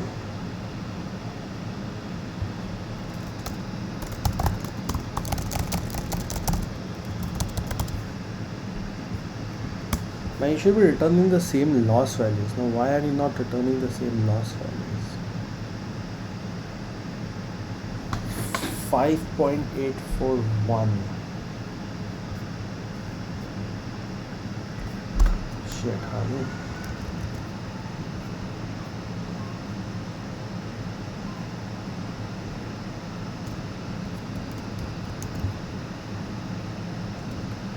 I should be more careful now.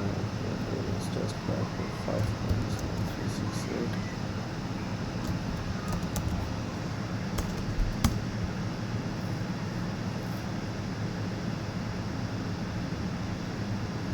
Yeah, cool.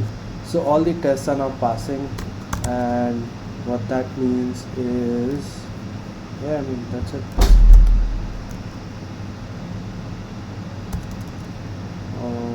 Yeah, I think I messed up. Let's just run this thing once again. Alright, cool. So I can simply copy it here, paste it here, and boom. GST. We can also just test out the other ones, but I mean they'll work pretty much the same way, but still, for the fuck's sake, let's just do it. Python 3 unit test. I can just do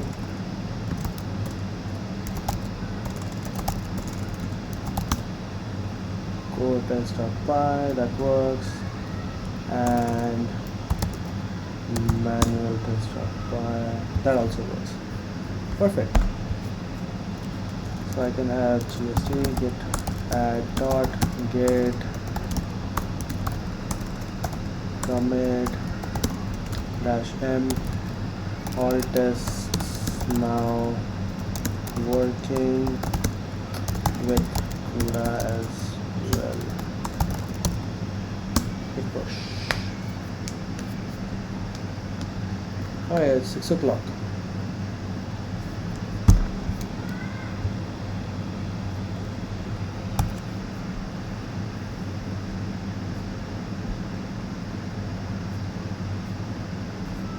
Yeah.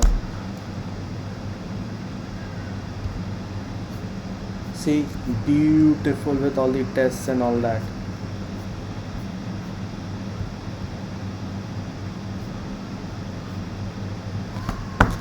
Okay, perfect.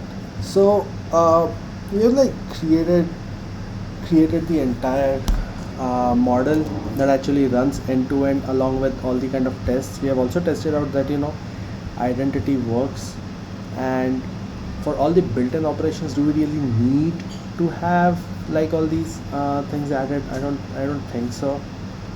Like token synthesis length, logical and or algebraic, select aggregate. Yeah, we should probably do something with select aggregate as well. We'll do that tomorrow. And yeah, I mean, that's it for the stream. Bye bye.